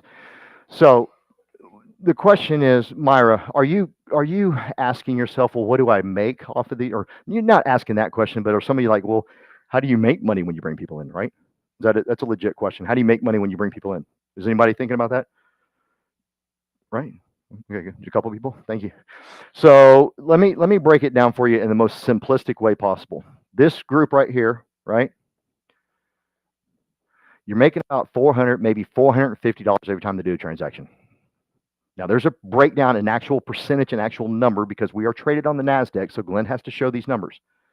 What I'm about to show you is not Glenn's numbers. These are Paul's numbers. They're simpler, okay? Come next week, and I promise you, Daniel does a great job of showing Glenn's numbers, the NASDAQ numbers. But I'm telling you right now, it's about $450, okay? So each person, so if you have 12 people and they all do a transaction, you make about $450. Is that good? It's not bad, right? Please understand me. I built a business and sold it just like this for multi-million dollars in a business where we sold policies for $45 a month. I'm going to keep saying that till one of y'all walk out of here and say, dear Lord, what can we do here? We're selling $1 million homes. This is a different ballgame completely, right? So $400, you come down to level 2, it goes a little higher, it goes a little bit more, you get paid a little bit more, $450 to $500. You go down to 3, I think it drops down a little bit. You go up to 4, it goes up a little bit. You go down to 5, it goes down to 7. But don't worry about all that. Please, I'm begging you. Here's what I never want you to do. Please hear me. Don't ever try to figure out what you're making off this person. Please don't do that. Please, I'm begging you. I've seen so many transactional leaders, Jason. It's Jason, right? Jason, I've seen so many transactional, by the way, social media works. Jason's here because of my social media. Not bad. I really need to quit doing that. Social media, no, see, I did it. Yeah. I don't want you to focus on, I've seen a lot of transactional leaders and they never get to 100, 200, 500 people on their team because they're always looking at them as dollar signs. You're dead in the water the moment you do that. I don't want you looking at dollar signs, Judy. I want you to know what's his birth date, what's his wife's name, what's his kid's name, what's his favorite football team, where did he go to school? What does he like to do? And most importantly, why is he going to do this? Why is he going to get out of bed and be a self-employed person, be a warrior, have a warrior mindset of I can't quit? Why? That's what you want to know, not what you're making off that one person. I promise you, you're dead in the water the moment. She was with me for 15 years. She saw every person that walked through her door, I'm going to build just like Paul. And they'd come to her, hey, how much am I going to make off this policy? And Karen would be like, man, you ain't going to make nothing. You are dead in the water. You looking at everybody as dollar signs. Take the time. Take a genuine interest in this person. And I swear to you, I promise you, I swear to you, all this will take care of itself. All this will take care of itself. And you can make millions and millions of dollars by just knowing that person. And then knowing that person. And then knowing that person. Go play pickleball with them. I talked about pickleball yesterday. I ain't never played before. I said, Justin, you want to play pickleball? Let's go play pickleball. Yeah. Let's go look like idiots. I think I'll look good. I'll wear expensive stuff and try to make it look good. But seriously, that's all you want to do. And you can build a massive business. Okay? Now, there's this thing called cap, and I want to talk about that real quickly. If you do 5, 6, 7 sales, okay, you move to a 100% contract. Can I just leave it at that? Like, who wants to earn 100% of their sales? Raise your hand. Dear Lord, everybody should want to do that. Come on. Some people ain't raising their hands. Like, you should raise 2 hands, Nancy. Come on, work with me. Thank you, Nancy. Nancy's my girl. So all you need to do is get you 5 or 6, 7 sales. That's it. And then you want to become an icon like these guys. Listen, it's not that difficult. I've been looking at the numbers. I've been looking at leads. It's not that difficult to hit icon, gang. Get you enough leads, build you enough activity, and I promise you, Doing 10, 15, 20 sales a month, it can be done. I want to know who's going to be the first one to do it. I want to know who's going to stand up and say, you know what? Paul's right. I can easily do 20 a month. I can easily do 10 a month. I promise you can. Just go for it. Okay? Now, I'm gonna end on two things here. I'm gonna quit drawing on the board. Y'all are saying thank God. Number one is Daniel Ng is our leader, and he has built an organization for all of us to where if you want to do residential, you can do residential. If you want to do commercial, you can do commercial. I shopped the world out there. There's not too many organizations that allow you to do that. And Daniel is saying, hey, use my expertise of 20 years and I'll teach you commercial. That's a gift right there all by itself. Daniel has built an organization of the most giving hearts, the most loving people I've ever met. I was being joking a little bit there, but I'm here the first time. The whole time I really wanted to turn around and go home. I was like, do I really want to do this again? I've done it once. I got my success. I got my big payday. I can retire. I'm done. Do I really want to do this again? And thank God I showed up, because Daniel has built an organization of people that serve, people that love. They don't make fun of you because you hadn't made it. The coolest thing, Justin, when I came here, is none of them were like, hey, you sit over in the corner there because you hadn't done a transaction yet. And we're laughing, but there's organizations like that. I went to a convention of another group, and I'm not kidding you, that's the way they are. You sit over there until you do something for us. Till you prove yourself to us, you sit over there. Daniel's the opposite. Daniel's like, hey, I don't care what you've done. You come here messed up, jacked up, you come on in, we're going to treat you, we're going to serve you, we're going to care for you, we're going to love on you. That's just the way it's going to be. And I was like, man, did I ever find a home? And I got a cool nickname like the first time I got here. Monkey King. That's a blessing. What Daniel's created here is a blessing.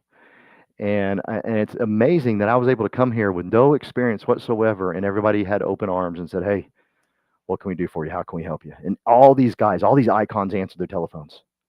Judy's become one of my best friends because I think she's awesome. We shoot videos together. She says she's nervous, and then all of a sudden she's not nervous no more. You were nervous in the beginning, and now she's like, boom. Am I right? She's amazing now. Where else can you find something like that?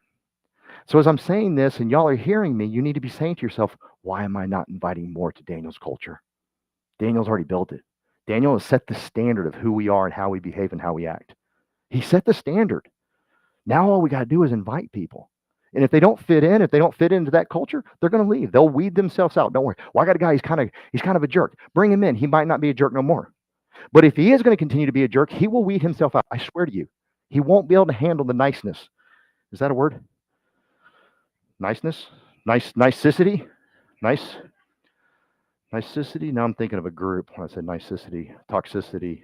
I'm on System of a Down now. I'm really going down a bad path. So that is who we are, and that's what we represent. Now, I want to end on this.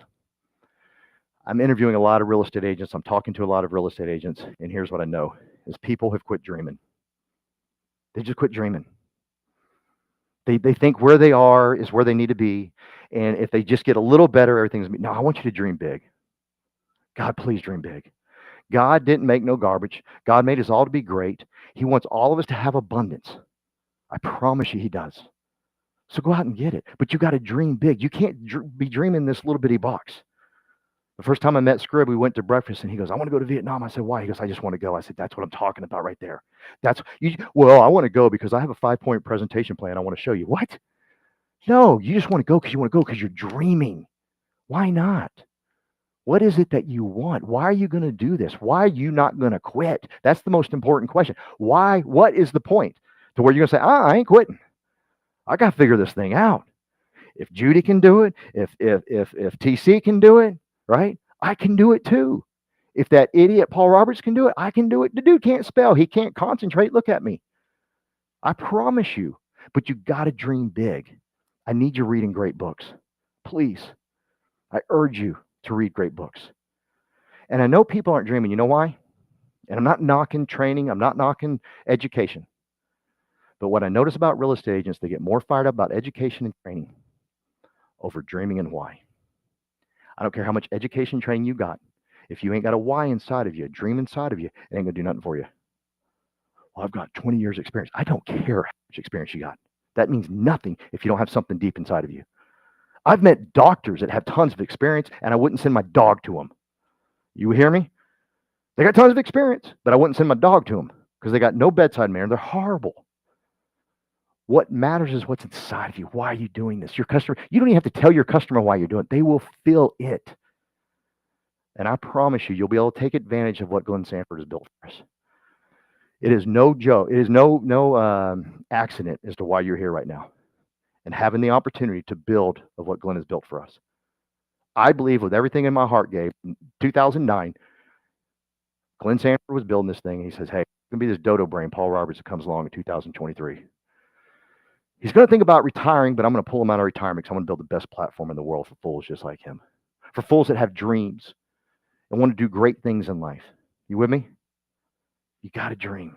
When was the last time you sat down and you just dreamed with yourself, hey, you know, why not me? Why can't I have this? I can have this. It's not meant for a certain amount of people or a certain type of person or someone with an education or not an education. It's meant for you. What are you going to do to go get it? Well, you got to figure out what it is, why you want to do it. I promise once you figure that out, everything in your life changes. Hang around people that have big dreams and big whys. Quit hanging around people that don't. Quit hanging around people that get upset about every Facebook post. Just quit hanging out with them. You don't have to hang out with them. Hang out with people like Daniel Ng, who's got a big dream. Daniel wants to affect and change 3 generations of people. That's a man with a big dream. And by the way, Daniel doesn't have to work right now. Daniel's in the I category and he's in the B category. He's in the best of both worlds. The man doesn't have to work, but he works harder than me. I'm not afraid to admit it. I got a big fat paycheck. I slowed down a little bit. I ain't gonna lie. Y'all would too, probably. Anyhow, but so any questions whatsoever? No? You sure? Please, just I want you to ask, hey, anybody in here want to tell me why they're going to do this? What their dream is? Judy, tell me. Hang on. Give her that. Oh, never mind. Sorry, Script. I got it. It's not a question, but I just want to, when you keep saying the dream, I just want to have a personal testimony about that. So some of you know that my previous career was in scrap metal recycling for 25 years. And I had a scrapyard that I had on autopilot that I don't have to, just checking emails once in a while. I have people in place and they just run the business for me. And I mean, I sold the business a couple years ago, but my last couple of years, I didn't know what I want to do. Continue because, like I say, I have free time, right? And then I was comfortable, and then I keep thinking, what else can I do? But the thing is that the company, I mean, the reason the business was sold because the the permit was not renewed.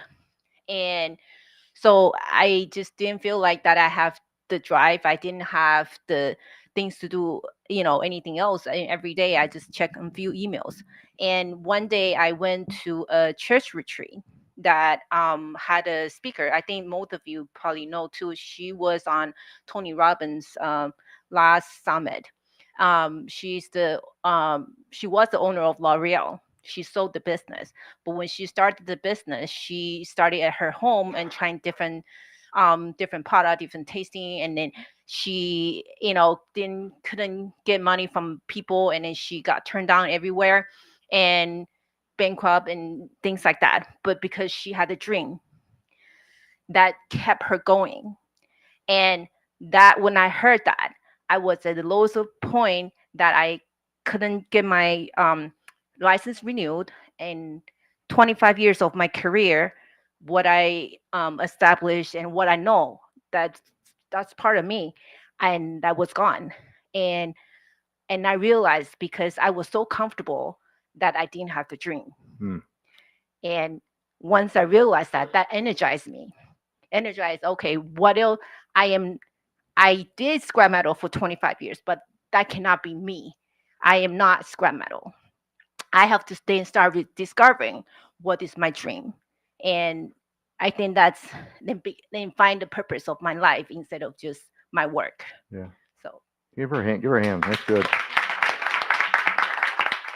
And what I love about what Glenn has built for us is he's allowed us to dream as big as we want to dream. We can have the craziest, stupidest, biggest dreams in the world. I can build in India. I can build in Japan, I think. Can I build in Japan yet? Almost. I mean, just think of the possibilities for all of us of where we get to build. India, did I already say that? I said that twice now. Italy. I mean, so many places. You were going to say something? Yeah, I have a testimonial too. Just like what you said, been in business long, very comfortable, 2 jobs. Previous brokerage was a flat fee, like a lot of us came from a flat fee brokerage. You know, the mindset of like giving my money away. I don't want to give my money away. That day, I called Daniel. I was like, man, really? Do I really want to go to Plano during rush hour? Like, took me an hour and a half to get here after work. You know, get off work at 4:30. I didn't get here till 6. And I was so thankful that I met Daniel and Calvin that day. You know, really just reflect back is when you're comfortable, you're not going to grow. Get out of your comfort zone. I did because, and I'm so glad I did. Being the flat fee, yes, but I paid a lot more to the flat fee brokerage Mm. than what I really pay EXP. Once I hit Icon, everything's back to me in the form of stocks. I actually not making more than what the cap, but my goal is the more I mentor others, the more agent I have in my revenue organizations, it pays back. So we're more than 100% commissions. We're Mm. actually making money That's and good. not giving away money. And if the company sold to XYZ, I still have ownership. If for some reason one day I'm not here, it's willable to my children, my spouse. They have to have a license, right? Obviously, they want to get licensed, uh, and so that's the beauty. That's the beauty, and just busy. Everyone's busy, but comfortable. We're all comfortable. You know, growing up, I lived with my parents, never left home. I wish I did. College, don't have a college life. Going to school, going home, going to work. Looking back, I wish I stayed away so I have a college life. But to me, it's late if you don't come. Rather late than never. Rather come late and never come. So I'm very thankful. I found home. This is home to me because I'm in an environment where I love to share and others love to share. I'm not competing. I love Texas Ace team. They inspire me to work harder. Yeah. I learn so much from them. They're young. I respect them highly. Learning new traits that I don't have yet. And this is the beauty of our team, our family. And I welcome you to learn more about our team. And earlier I mentioned my phone number. Reach me if you have any question or whomever invite you to attend. I just want to end there. Thank you. You're a beautiful man. Thank you. So, real quick, again, this is our leadership development. Teresa, we would love for you to get up here and train. There's so many people we'd love to get up here and train. Ernesto, Gabriel, Gabriella, we'd love to have y'all come train because it grows you. We gave Scribner off. He's been like 2 weeks in a row now. But he grew in 2 weeks real good, didn't you? Yeah, he grew. And it was funny as he was growing, he was going through some of the craziest challenges too. But I guarantee you, he went through those challenges better because he grew those 2 weeks. I'm telling you, when you get up here, this is our leadership development. If you want to lead a team, and by the way, who in here thinks this is a headache in leading, 500, 400 people? Be honest. You're like, oh my God, there's a lot of people I got to work with, right? Do you know it's harder to work with 4 than it is like 400? Seriously, you can ask Daniel. I bet he'll tell you that when he had his first 5, way harder than when he got to like 300. I'm not kidding. It's just the way it works. It's kind of like snow skiing. People always want to know, I can't turn. You gotta move, fool.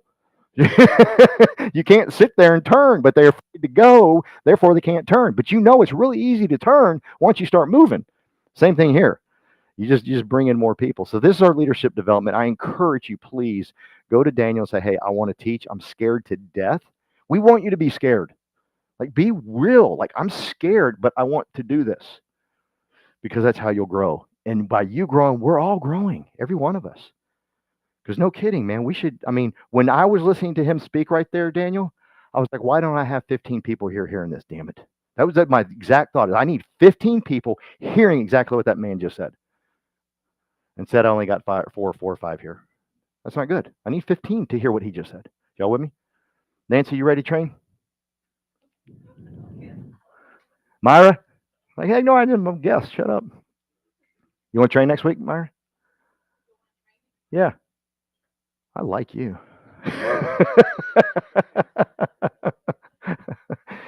That's all I got. Thank you, Daniel Ing. Y'all free to hang out and talk, chat. This is a great place. By the way, I'm wearing my panda shoes today. I purposely wore these for Daniel. My wife or my daughter bought them for me. I was like, I got to wear those Wednesday when I'm speaking. So thank y'all so much. I love y'all. Please go out and get yours because it's a big old world and there's so much we can all get.